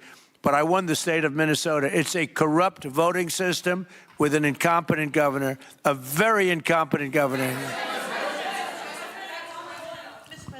And by the way, he's a very corrupt governor, too. Go ahead. I have a question on Iran, but first, very quickly on Venezuela. How do you provide total security guarantees to these companies without putting U.S. boots on the ground? Well, we're going to work with the Venezuelan leaders and people, and we're going to have a very safe group. And they're going to also bring over some security with them. You know, these are not babies. These are people that drill oil in some pretty rough places. I could say a couple of those places make Venezuela look like a picnic. These people around the table, these are tough people. They go into areas that you wouldn't want to go. They go into areas that if they invited me, I'd say, no, thanks. I'll see you back in Palm Beach. No, this is a tough group of people. They know how to do it. But we are, in addition to that, we'll have very good security for them. We're going to make sure there's very, very good security. And I think the people of Venezuela are going to give you very good security. You know, the people... Now, I'm not talking even leadership. The people of Venezuela are going wild over this. They named a street after President Trump. What do? You attack a country and they name a street? That's never happened before. Although I heard that's also taking place in Iran. They named a street. The protesters. I just hope, you know, just God bless them. I just hope the protesters in Iran are going to be safe, because it's a very dangerous place right now. And again, I tell the Iranian leaders, you better not start shooting, because we'll start shooting too. With your glasses, sir, go ahead, please. Hold it. Next to you. Yes, glasses. The gentleman with the glasses. All right, thank you, Mr. President. With those very big glasses, actually. Yeah, Ferrari, actually. Mr. President, I have 2 questions. What do you want the European Union to do in Ukraine? The European leaders seem pretty divided on Ukraine. And then if you can reiterate this straight message that you have to the Iranian leader, to Khomeini, the message that you have. You're talking about Iran? Oh, Iran, yeah. What do I want Iran to do? I'm sorry? Where are you from? Italy. Oh, nice place. Yeah. Okay. The first question So is what are you Europe. asking about Iran for? Well, if you can answer about Europe and what you think the Europeans should do on Ukraine, and then a message. Well, look, Europe has been doing so much for Ukraine, but it hasn't been enough. And obviously that I would say that President Putin is not afraid of Europe. He's afraid of the United States of America, as led by me. There's no fear of Europe. You know, Europe's fallen behind, and Europe, and JD said it very strongly. I don't know, he took a lot of heat, but I didn't give him any heat. Europe is a different place. Europe is changing. Europe has got to get its act together. I love Europe. I guess I came from Europe, essentially. My roots are in Europe, but Europe is a different place. They have to get their act together. Now they have a great NATO leader, and they've gone up to 5% from 2% GDP. That's a big step. But they have to be very careful with their immigration policy, and they have to be because, you know, I will just say, to be nice, that there are certain places in Europe that are very important that are no longer recognizable. I'm being very nice. I'm being very diplomatic when I say that. They are not recognizable. And they have to be careful on energy, because they're putting windmills all over the place and losing a fortune. They're destroying their country. They're just destroying the beautiful landscapes, the beautiful everything. They're doing. And by the way, in case you people don't know, I'm not much of a windmill person. I can proudly say, Doug, that we have not approved one windmill since I've been in office, and we're going to keep it that way. My goal is to not let any windmill be built. They're losers. They lose money. They destroy your landscape. They kill your birds. They're all made in China. And all you have to do is, just about all of the windmills are made in China, the structures. All you have to do is say to China, how many windmill areas do you have in China? So far, they're not able to find any. They use coal and they use oil and gas and some nuclear, not much, but they don't have windmills. They make them and sell them to suckers like Europe and suckers like the United States before. They are the worst form of energy, the most expensive form of energy, and in 8 years, they're rotted out anyway. Go take a look at Palm Springs, California, and take a look at what that looks like. It looks like a junkyard of steel. So we don't approve, and I've told my people, we will not approve windmills. Maybe we get forced to do something because some stupid person in the Biden administration agreed to do something years ago. We will not approve any windmills in this country. Two questions. On Venezuela, is it ultimately more important to you to establish stability there or democracy there? Well, you're talking about maybe the same thing. I mean, you're talking about stability or democracy? I don't know. To me, it's almost the same thing. We want stability, but we do want democracy. Ultimately, it'll be democracy. Peter? I do have a policy question, President Trump, but I'm having a hard time seeing here. I see the American flag lapel pin. What is the other lapel pin on Somebody gave me this. You know what that is? That's called a happy Trump. And considering the fact that I'm never happy, I'm never satisfied, I will never be satisfied until we make America great again, but we're getting pretty close, I'll tell you what. This is called a happy Trump. Somebody gave it to me, I put it on. Thank you. And the policy question. How much money are you thinking of giving people in Greenland to get them on board with a possible U.S. I'm not talking about money for Greenland yet. I might talk about that. But right now, we are going to do something on Greenland, whether they like it or not, because if we don't do it, Russia or China will take over Greenland, and we're not going to have Russia or China as a neighbor. Okay?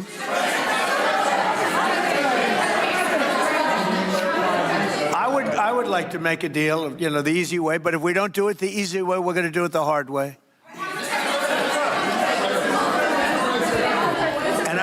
And by the way, I'm a fan of Denmark too. I have to tell you, and they've been very nice to me. I'm a big fan, but the fact that they had a boat land there 500 years ago doesn't mean that they own the land. I'm sure we had lots of boats go there also, but we need that because if you take a look outside of Greenland right now, there are Russian destroyers, there are Chinese destroyers and bigger, there are Russian submarines all over the place. We're not going to have Russia or China occupy Greenland, and that's what they're going to do if we don't. So we're going to be doing something with Greenland, either the nice way or the more difficult way. Please, go ahead, ma'am. Mr. President, why is it so important to you to own it when you have a military presence there, which you could expand to affect the security? Because when we own it, we defend it. You don't defend leases the same way. You have to own it. With a nation, look at what happened with Obama, with that horrible deal they made with Iran. It was a short-term deal. It was like a 9-year deal. Countries can't make 9-year deals or even 100-year deals. Countries have to have ownership. And you defend ownership, you don't defend leases. And we'll have to defend Greenland. If we don't do it, China or Russia will. It's not going to happen. We are not going to have, and I like China, I like Russia, I love the people of China, I love the people of Russia. I get along very well with President Putin, but I'm very disappointed in him. I get along very well with President Xi. I'm going to go over to China in April, but I don't want them as a neighbor in Greenland. Not going to happen. And by the way, and NATO's got to understand that. I'm all for NATO. I saved NATO. If it weren't for me, you wouldn't have a NATO right now. But we're not going to allow Russia or China to occupy Greenland, and that's what's going to happen if we don't. Go ahead. On the economic report that came out today, Mr. President, one, can you respond to that? And two, it was an amazing report. The most amazing thing is government jobs are way down, and yet the unemployment or the employment numbers are very good.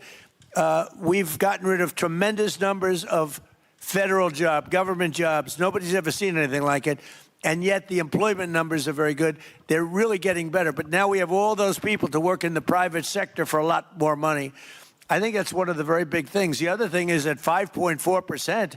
And remember, this is after we had a shutdown. And that shutdown had an impact because the concept of the shutdown, even though it's before, people knew we were going to be shutting down. A lot of bad things happened. And by the way, on January 30th, you may have another shutdown. We'll see what happens. But I think the numbers, Caitlin, were really amazing. Look, to think about 5.4%, nobody thought that. They thought it was going to be 2%. And you know what it is? It's tariffs. And it's also November 5th. We had a great election, a great election. Our country was dead 1.5 years ago, and now we have the hottest country anywhere in the world. And I hope you guys were impressed. 5.4%, and we haven't even really transitioned yet. There's no reason it can't be much, much higher than that. Yeah.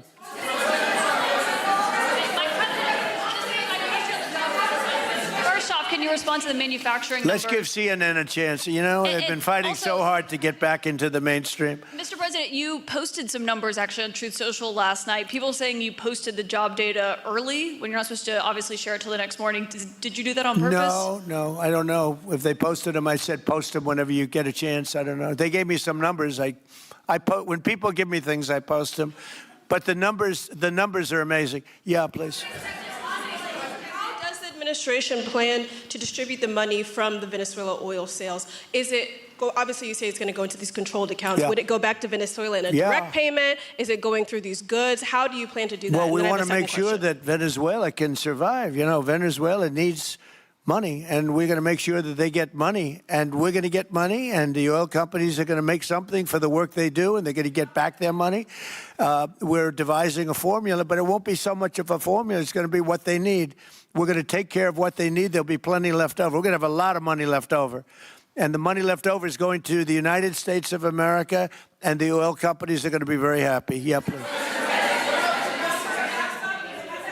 Thank you, Mr. My second question is, would the administration offer a backstop to these oil companies for like financial guarantees, some sort of backstop, if the country did destabilize again? That's a very interesting question. Using the word backstop, I haven't heard that word in a long time. That was at the Wharton School of Finance I last heard. That's a good term. We ought to use it more often. I hope I don't have to give a backstop. Look, these are very smart people, the smartest people. They're not only in oil and business. These are the biggest companies in the world sitting around this table. They know the risks. I mean, there are risks. We're going to help them out. We're going to make it real easy. They're going to be there for a long time. We're going to be there together for a long, long time. And they're going to be taking the oil, and they're going to be bringing oil prices down. They're going to make a lot of money. They're going to get their money back. They're going to be safe. The people of Venezuela are going to be big beneficiaries, and the United States of America is going to be a big beneficiary for what we've done. And you know, one other thing I might say, it's also very big for national security because, again, just like Greenland, we can't have China or Russia occupy Greenland. We can't have China or Russia occupy Venezuela. And if we didn't do what we did, China or Russia would have been in Venezuela. I think I can measure. Where's Mr. Chevron? So let me ask you, they would have been there if we didn't do this. Do you agree with that? They certainly have a lot of economic interests in country. There's absolutely no argument about that. They were trying to be there. I mean, you know, we had a Russia, I guess sort of I call it a semi-Russian ship yesterday that we took over, and Russia decided not to defend that ship against us. It's a big movement. The ship was loaded up with oil, and we took the oil, and it came out of that port. But Russia would be there or China would be there. And we want them to be there for a different reason. We want them, do you people agree? In particular, China, they need a lot of oil. Russia doesn't need so much, but Russia was there anyway. But I assume you agree that China would like to be doing a lot of business there by buying oil. And I want to just tell President Xi and President Putin, but more so in this case, President Xi, because they do need a lot of oil. And we are open for business in the United States, and we are open for business in Venezuela, right?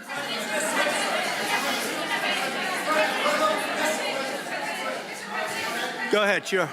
Mr. President, you know, what is your I could take questions from these people all day long. You know, they're sitting here, and generally they're very rich, very powerful, but nobody gives a damn about them. It's a sad thing. You have all that money, all that power, and look at all these crazy questions.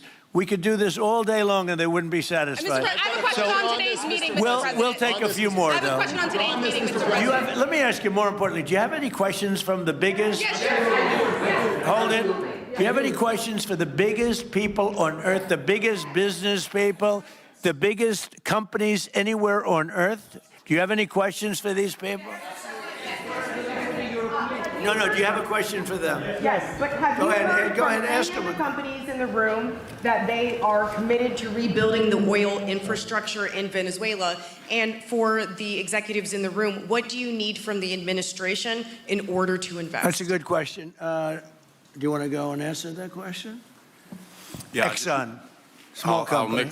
I'll refer you back to the statements I made before. There are a number of legal and commercial frameworks that would have to be established to even understand what kind of returns that we'd get on the investments. So I think all the investments and the opportunity sets, I think everyone sitting around this table would have the opportunity and the know-how and the capability to make the investments. The questions will ultimately be how durable are the protections from a financial standpoint, what do the returns look like, what are the commercial arrangements, the legal frameworks, all those things have to be put in place in order to make a decision to understand what your return would be over the next several decades that these $1 billion investments would be made on. You know, could I do this? Because we have, again, the biggest people on the planet Earth around this table, biggest companies in the world. I'd like to just ask them to introduce themselves. We'll start from this end and go around to here. And if you have anything to quickly say, we can do that. But you want to just start right over here? These two guys, we'll leave them out because they're with us. Please. Thank you, President Trump. John Addison at VTOL. We're here to ensure that you are going to be able to move all of this oil all around the world at the best price possible so that the influence that you have over the Venezuelans will ensure that you get what you want. Thank you. Thank you. Good point. Thank you, Mr. President. Brian Sheffield of Formentera. My grandfather, Hugh Sheffield, was president of ARCO, Venezuela. Right. Thank you for what you did. Do you like what we're doing? There's a lot of shale there, a lot of upside. He would be very happy looking down. He'd be very proud of you right now, right? Yes, sir. Good. Thank you. Mr. President, Luis Rodriguez. I'm probably the only Venezuelan American sitting on around this table. I want to personally thank you for the courage of your actions over the last couple of weeks. I think I speak, and I speak of Venezuela in general in saying there's optimism. You've brought optimism to the table, and if the conditions are met, the opportunity is absolutely immense. I agree with that. That's true. Thank you. Well said, too. It's immense. This is a tremendous opportunity. Thank you. Richard Holton from Trafigura. We're working with your administration, Mr. President, to bring that Venezuelan oil to the United States. Our first vessel should load in the next week. Great. Good job. Thank you. I think the reason that most of us are here and thinking about the future is because we trust you initially to set this program up that will work and guarantee that this can be done. And there's a huge investment that needs to be done. We've all agreed on that. And certainly we need time to see that through. So thank you for what you've done. Thank you very much. Thank you. Mr. President, I'm Lane Riggs, CEO of Valero Energy, and we're one of those companies that refineries in the U.S. are uniquely configured to run Venezuelan oil, and we're more than happy as this opportunity expands for us to further invest in our refineries to produce more of it. And you're very much set up for the heavy oil, right? Yes, sir. That's great. That's great. We're ready for it. Thank you, Mr. President. Thank you for having us here. Thank you. And thank you for opening the door to a better Venezuela. We are a Spanish company, but we are fully committed to invest here in the States. We have invested over the last 15 years, $21 billion in the American oil and gas industry. In Pennsylvania, in the Gulf of America, in Texas, and in Alaska with the discovery of Pica that is going to have the first oil this quarter and is going to change, is going to reverse the declining history of that great state of Alaska. We are in Venezuela, Mr. President, with our partners of Eni we produce the gas that guarantees the stability of a half of the grid power in Venezuela. So we are committed with this stability, and on top of that, we are on the ground, we have people, we have facilities, we have technical capabilities, and I take your point, Mr. President. We are ready to invest more in Venezuela. Today, we are producing 45,000 barrels a day gross of oil, and we are ready to multiply by 3 this figure in coming 2-3 years, investing hard in the country, following your recommendation, if you allow us, of course, and in the framework, commercial and legal framework that could allow this growth. So thank you, Mr. President. Thank you. Great job you've done. Thank you. Mr. President, thank you for having me. Matt Sheehy, I'm with Tallgrass Energy. We are an infrastructure business, so whether it's oil, gas, CO2, we move that around. So most of my customers are sitting around the table and happy to lend our expertise to what's going on in Venezuela to support the people. And obviously infrastructure is going to be critical to see it repaired. Thank you. Thank you. Mr. President, thank you. An honor to be here. Marianne Mannon, Marathon Petroleum. We are one of the largest U.S. refiners. On behalf of the men and women of Marathon Petroleum and of our industry, thank you and the administration for what you're doing for U.S. energy independence. We have the ability and the capability of our assets to process Venezuelan crude, and the people of Marathon Petroleum stand ready to do so. Do we need more refineries in our country? In the U.S., probably Yes. not. We have sufficient capacity. That's amazing. A lot of it was approved during my first term. We were getting you approvals that nobody could have gotten in Louisiana and other places, and they got built. Before that, it was a disaster. We didn't have the refineries. Now we do because of the first term. Please. Darren Woods, ExxonMobil. Okay, we'll go over here. Thank you, Mr. President. Jeff Hildebrand, founder and chairman of Hillcorp Energy, one of the largest private energy companies in America. Who's bigger, you or Harold? We're close. Huh? We're close. Harold. Absolutely, Mr. Ham. But thank you for your great, tremendous leadership in protecting the interests in the Western Hemisphere. The message that you have sent to China and our enemies to stay out of our backyard is absolutely fantastic. So thank you. Thank you very much. And finally, Hillcorp is fully committed and ready to go to rebuilding the infrastructure in Venezuela. You'll go there? You'll be going? Yes. Good. That's good. You'll be very happy. Thank you very much. Thank you, Mr. President. Jeff Miller, CEO of Halliburton Company. We are the largest American oilfield services company. We're the second largest in the world. Been in business over 100 years. Started operations in Venezuela in 1938. Long time in Venezuela. I personally lived there for 4 years and raised my kids there. So quite familiar with Venezuela, and just couldn't express gratitude more so for the opportunity to return to Venezuela under the stability that I know that this team and your team are able to deliver. And so When did you leave? Huh? When did you leave Venezuela? As a company, we left under the sanctions in 2019. So we had intended to stay, and then when the sanctions went into place, we were required to leave. But very much interested in returning. Have 600 Venezuelans with Halliburton today, all around the world. Look forward to putting them back to work. Great job. Great Thank job. you. You'll be back. Please. Mr. President, I'm Alex Cranberg. My company, Aspect Energy, is one of the leading American international wildcatters. We've found significant fields in Central Are and you a South. wildcatter? I'm a wildcatter. That's pretty cool, I'll tell you. I would have been a wildcatter too if I was in. And you've been successfully wildcatting. We've found significant fields in Central and South America, in the Middle East, and in Europe. We're a leading That's oil great. producer in Hungary. But probably the most pertinent example is what a wildcatter does is take on risk and try to reduce it, and then other people come in and put more capital in later, so we're kind of kickstarters in the oil industry. We went into Kurdistan very early on, back when Right. people told us it wasn't safe and we shouldn't do it.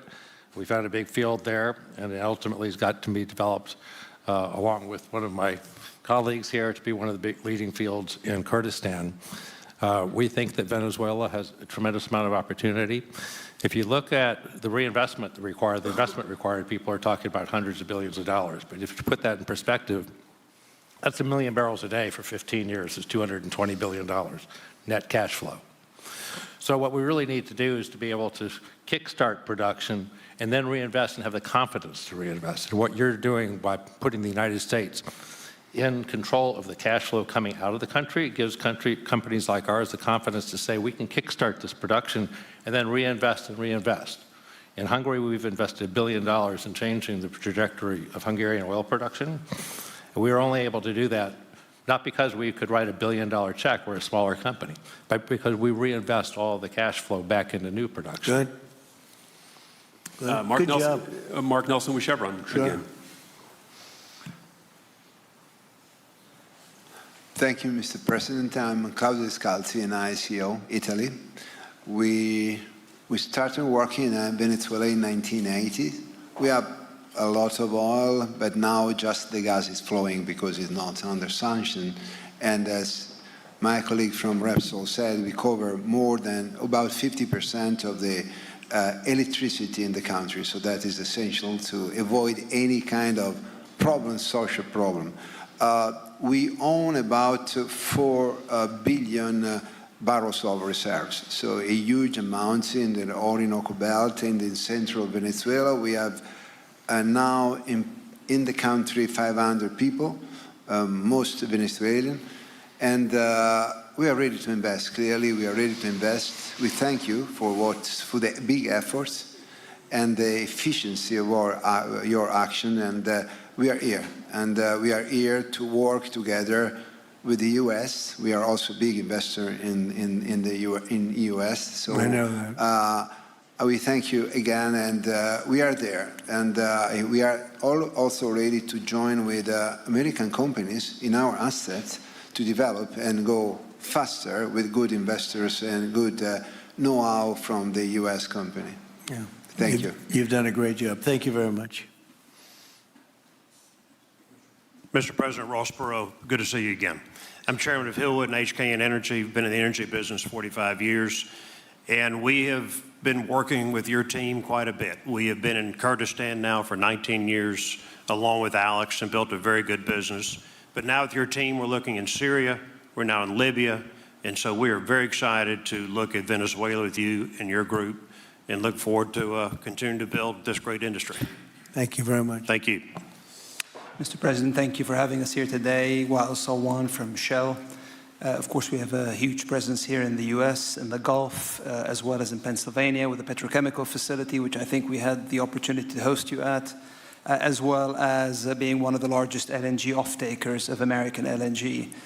We have been in Venezuela for a very long time. We actually drilled in 1914 the first well that discovered oil in Venezuela, and on the back of which the entire energy industry was established in Venezuela.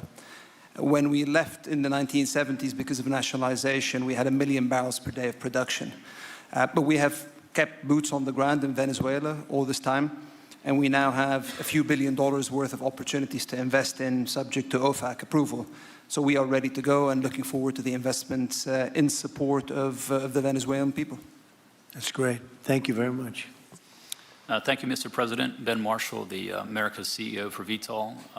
Alongside Trafigura, we're very thankful to have worked with the government and the Venezuelans to be able to bring the crude oil to market at a market price as quickly as we can to help stabilize the country. Thank you. Thank you. Ryan Lance, ConocoPhillips. I'll defer to my colleagues. Thank you, Mr. President. Olivier Lepoche, CEO of SLB, or formerly known as Schlumberger, the largest global oilfield services. We have been in Venezuela since 1930, and we still operate. We operate today on the ground with and in support of Chevron. We have ability to scale. We have 1,100 Venezuelan in the company, 2,000 additional that are calling us to go back to country and to go back to work. We're able to mobilize in the last 18 months 2 rigs and deliver 50 wells with success. So we're here. We have knowledge of the subsurface like nobody else has. We have boots on the ground, capacity on the ground, $700 million of equipment value on the ground in Venezuela, ready to mobilize for all of our partners, customers. So we are ready to scale fast, and we really want to thank the administration, Secretary Wright, Secretary Bergen, for the effort they are supporting and giving us to be successful on behalf of the Venezuelan oil and gas industry. Thank you very much. Thank you very much. Well, check this out. They say the very best for last. and I don't have that sexy accent like this guy next to me here. Mr. President, my name's Bill Armstrong of Armstrong Oil and Gas. I'm a private independent guy, and in real estate, you were a wildcatter. So wear that motto proudly. But like you, I was my own guy. I don't have shareholders. I don't have private equity partners, but I've been drilling all over the place. In fact, I had the largest discovery in Alaska, biggest discovery in 50 years in our country. I now control 8 million acres adjacent to Venezuela, so I'm already heavily invested in the area. We share a 150-mile border with Venezuela in the countries of Aruba and Curacao, and we are ready to go to Venezuela. It is, in real estate terms, it is prime real estate, and it's kind of like West Palm about 50 years ago. Yeah. Very ripe. Yep, I agree with you. Thank you. Congratulations. Thank you. So I think what we're going to do is speak without the press to these gentlemen, see what kind of a deal we can make. We're going to get them involved. I'm going to ask Doug and Chris and some of the people that we have from the business standpoint representing our country to start talking about the confines of a deal. I have an idea what I want, what I think we should have. We have to get them to invest, and then we have to get their money back as quickly as we can, and then we can divvy it all up between Venezuela, the United States, and them. I think it's simple. I think the formula is simple. We start with a brand new plate, and it's going to be a tremendous success. I think it's going to be probably like few other things could ever be. There's so much. Venezuela's been really taken advantage of by a lot of people because they drill very little. I mean, as much as you hear they drill very, very little, very small percentage. But now that'll change, and it'll change very rapidly because these are the biggest people, and it'll change very rapidly. So if you don't mind, I'll ask the press to leave, and we will see what kind of a deal we're going to make with these geniuses, and I think you're going to come out very good. Thank you all very much. Thank you. Thank you. Thank you, Mr. President. Thank you. And you were just watching President Trump at the White House meeting with energy executives aiming to go back into Venezuela to build up its oil infrastructure. President Trump saying nearly 24 executives came. He's saying everybody wanted to come. Looking at about $100 billion of investment, according to President Trump, to rapidly rebuild Venezuela and its oil infrastructure. President Trump says that there's going to be total safety and security guarantees. The U.S. companies in Venezuela is going to be dealing with the United States, not Venezuela, dealing with the United States directly. And President Trump said the companies are going to be there for a very long time and has told China and Russia that the United States does not want them to be in Venezuela. And as well, President Trump said the U.S. and Venezuela combined together, they have 55% of the oil in the world. And saying that this is going to lower taxes for Americans and provide more jobs for Americans as well. And said if the U.S. didn't do this in Venezuela, President Trump said China and Russia would have done it. And one of the speakers, ExxonMobil's executive, said ExxonMobil has a long-term mindset of decades for Venezuela. But as of right now, Venezuela is uninvestable to its current legal and financial frameworks. Okay, with that being said, joining us to discuss this is Michael Busler, economist and public policy analyst and professor of finance at Stockton University. So, Michael, I want to ask you this question. So, ExxonMobil said it has a mindset of a long-term investment in Venezuela of decades. He said it's uninvestable right now. So I want you to put yourself in the shoes of one of these executives. You heard what President Trump said. Total safety, security guarantees, going to be dealing with the U.S. directly, not Venezuela. President Trump wants them to be in Venezuela for a long time. How do you feel about this bet? Are you optimistic that you're going to get your money back? I'm extremely optimistic about this. Venezuela has more oil than any other country in the world, and it's essentially just sitting there. For all of those people sitting around the table with President Trump, this represents a huge and very profitable investment opportunity. Now, not just will the companies prosper, but Venezuela as a country will prosper, and the American people will benefit from this too, mostly because of lower energy prices and increased number of jobs in the refineries in the U.S. You know, about 75 years ago, Venezuela had the fourth highest per capita income in the world. Now they've slipped down to near the bottom.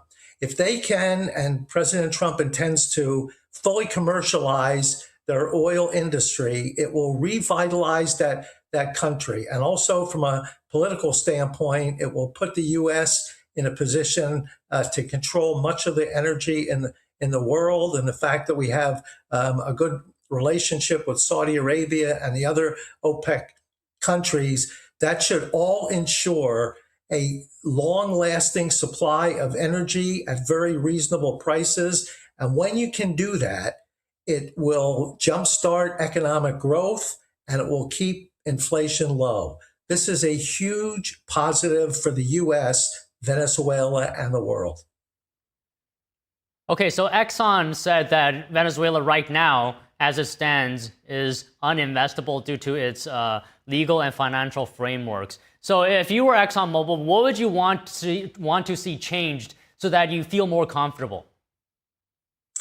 Well, the first thing is, and President Trump addressed it, is that they need security. And there are some legal issues that have to be resolved too. Now, many of the commentators I've listened to tell me this could take 6 months, a year, even longer.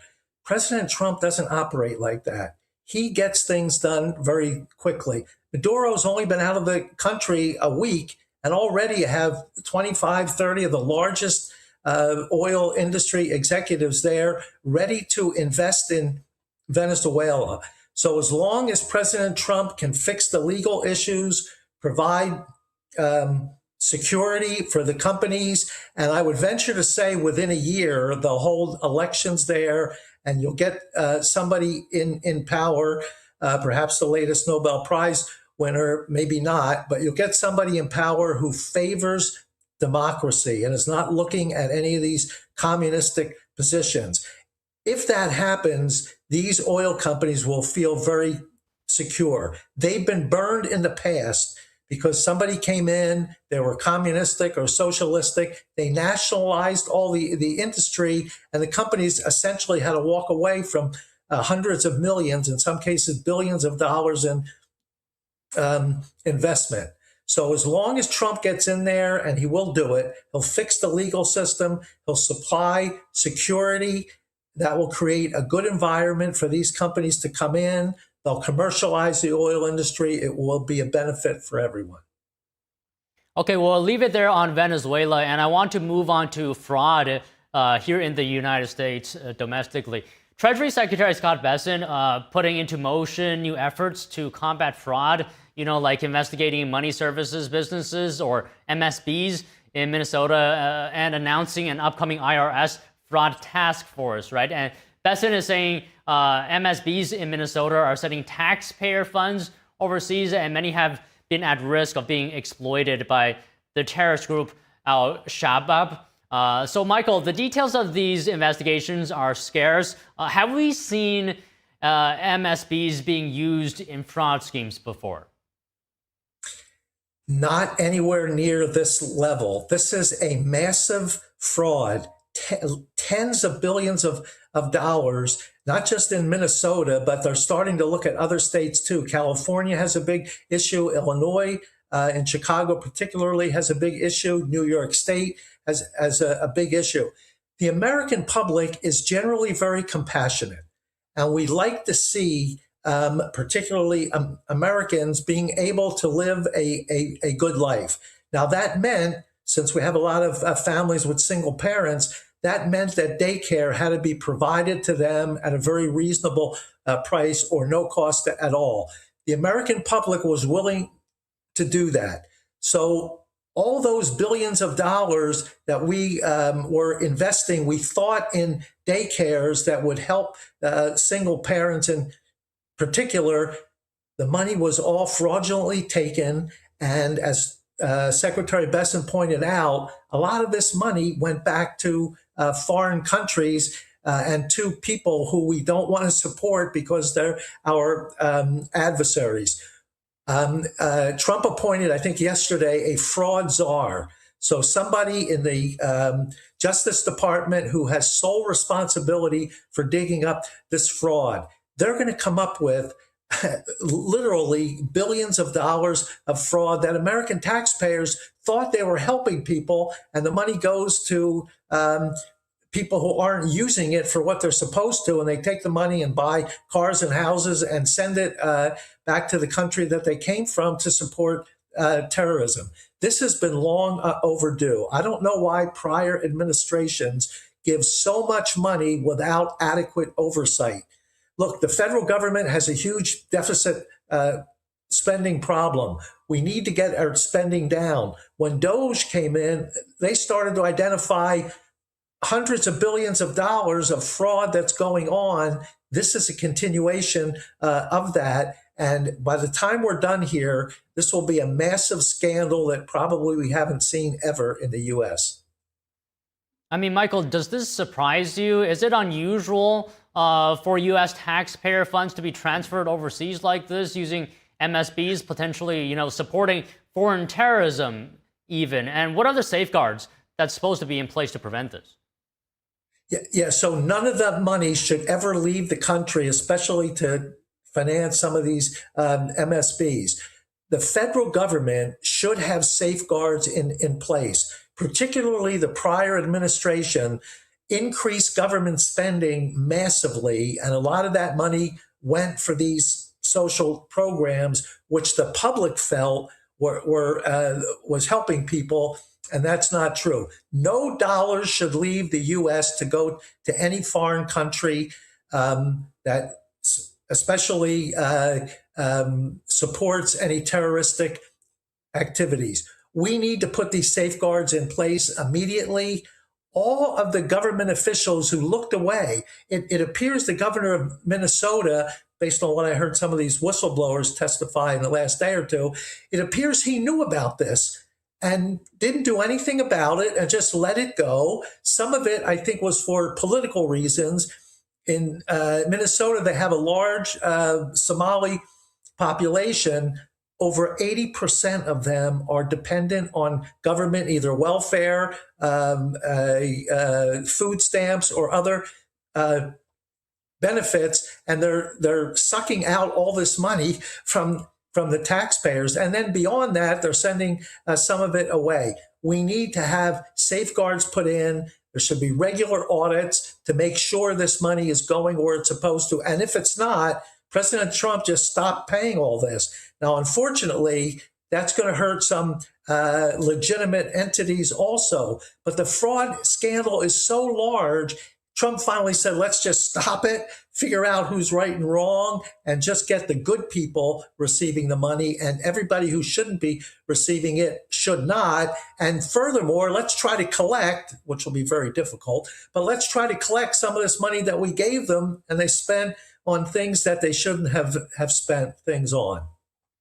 Okay, Michael, just one final question. You said earlier that we have to keep government spending down. Do you think welfare fraud becomes much harder to prevent if the welfare system continues to grow and grow? Yes. Whenever the government is involved in giving money out, they do it without considering if it's being utilized properly. So with the proper safeguards in place, we'll make sure that this doesn't happen going into the future. And we've got to get this government deficit down. Now, we're working on it. We have tariff revenue, assuming the Supreme Court doesn't mess that up. We have all this tariff revenue coming in that will reduce the deficit.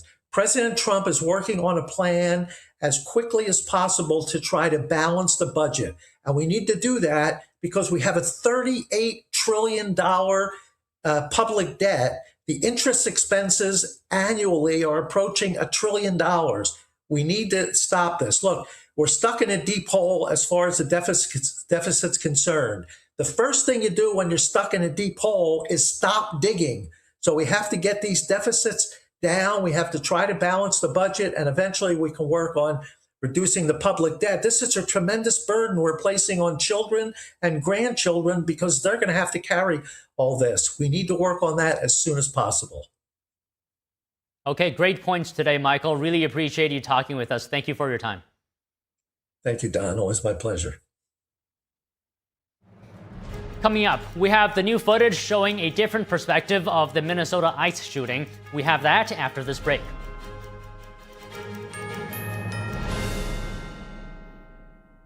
Now's the time to save during the annual clearance event at Mathis Home.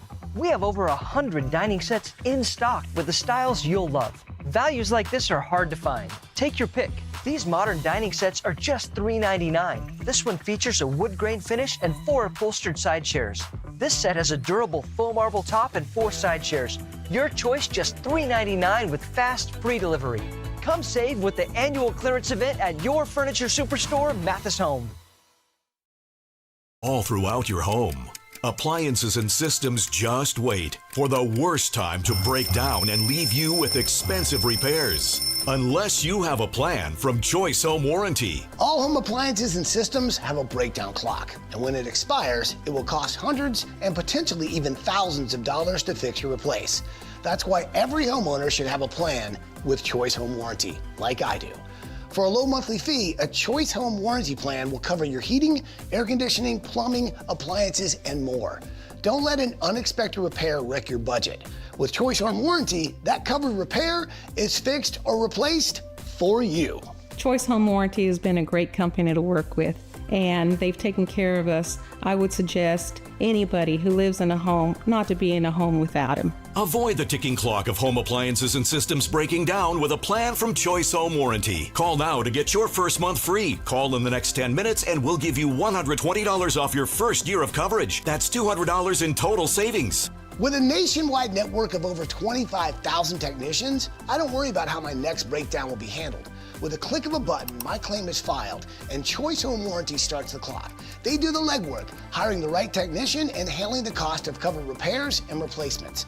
And check this out. For a limited time, you can get 1 month of coverage free. Did you hear me? Free. You can't beat that deal with a sledgehammer. But hurry, this offer is ticking away. Once the clock hits 0, poof, it's gone.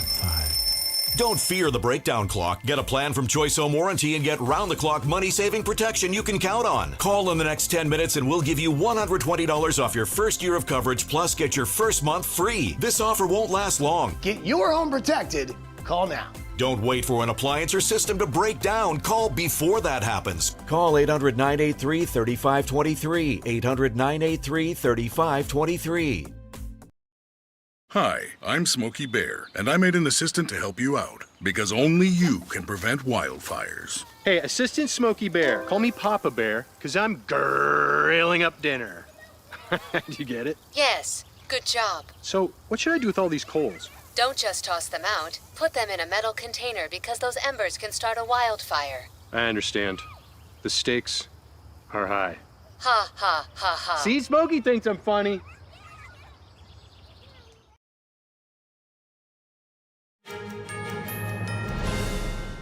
Warships from China, Russia, and Iran have arrived at South Africa's main naval base on Friday, kicking off their week-long joint exercises off the country's coast. The operation follows the U.S. capture of Venezuela's dictator Nicolas Maduro over the weekend. Meanwhile, each participating country of the drills is facing their own difficulties challenging their authorities. NTD's Flora Hua has more. The joint exercise is described as the BRICS Plus Maritime Cooperation. BRICS Plus is a geopolitical group that includes Brazil, Russia, India, China, South Africa, and 6 other states like Iran. South Africa's second biggest political party called the statement misleading, saying major powers of the group like India and Brazil don't seem to be attending. It criticized the government for siding with sanctioned states like Russia and Iran. Ukrainians living in South Africa are also protesting to the naval drills. We ask South Africa stop cooperation with Russian Navy training because that is a part of Russian military and army that kills peaceful Ukrainians and attacks with aggression sovereign country of Ukraine. Looking at challenges facing Russia, Iran, and China, this week, Washington seized a Russian-flagged oil tanker and labeling it as part of a shadow fleet transporting sanctioned Venezuelan oil. At the same time, protests against the Islamic regime are growing across Iran. The latest U.S. military action in Venezuela is also widely viewed as a huge blow to the Chinese regime's influence in the Western Hemisphere. Flora Hua, NTD News. A South Korean court has delayed sentencing arguments in former President Yoon Suk-yeol's insurrection trial, a case that could bring the death penalty. The fallout is now colliding with ongoing controversy over current President Lee Jae-myung. Our Washington correspondent, Jack Bradley, joins us. Jack, good afternoon. What is the latest? Good afternoon, Don. Well, this final hearing in former President Yoon's insurrection trial just wrapped up after a marathon 12-hour session in Seoul.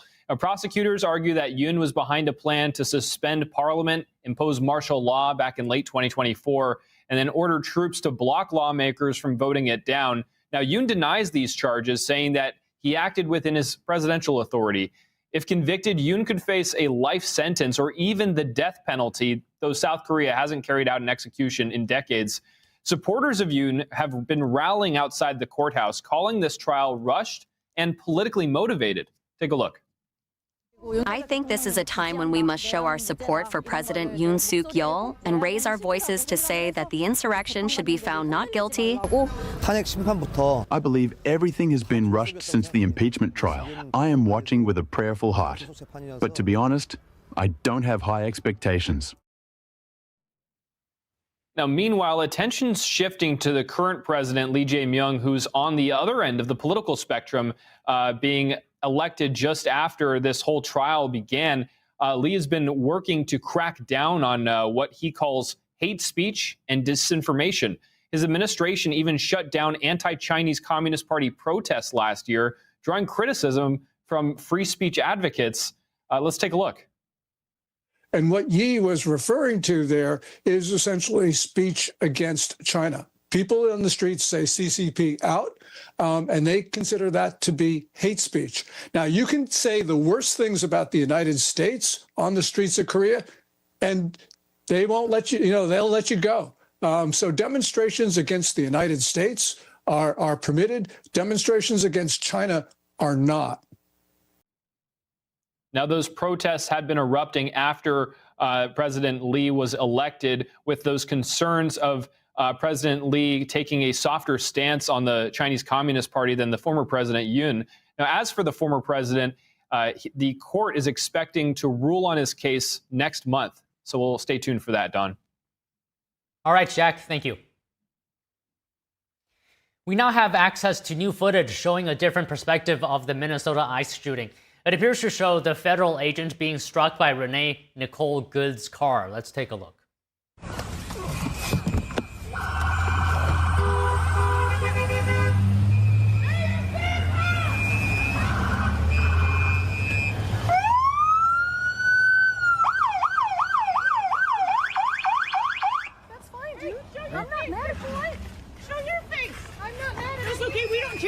Every morning, just so you know. It'll be the same plate when you come talk to us later. That's fine. U.S. citizen. You want to come at us? You want to come at us? I say go get yourself some lunch, big boy. Go ahead. Out of the car. Get out of the car. Get out of the car. Whoa!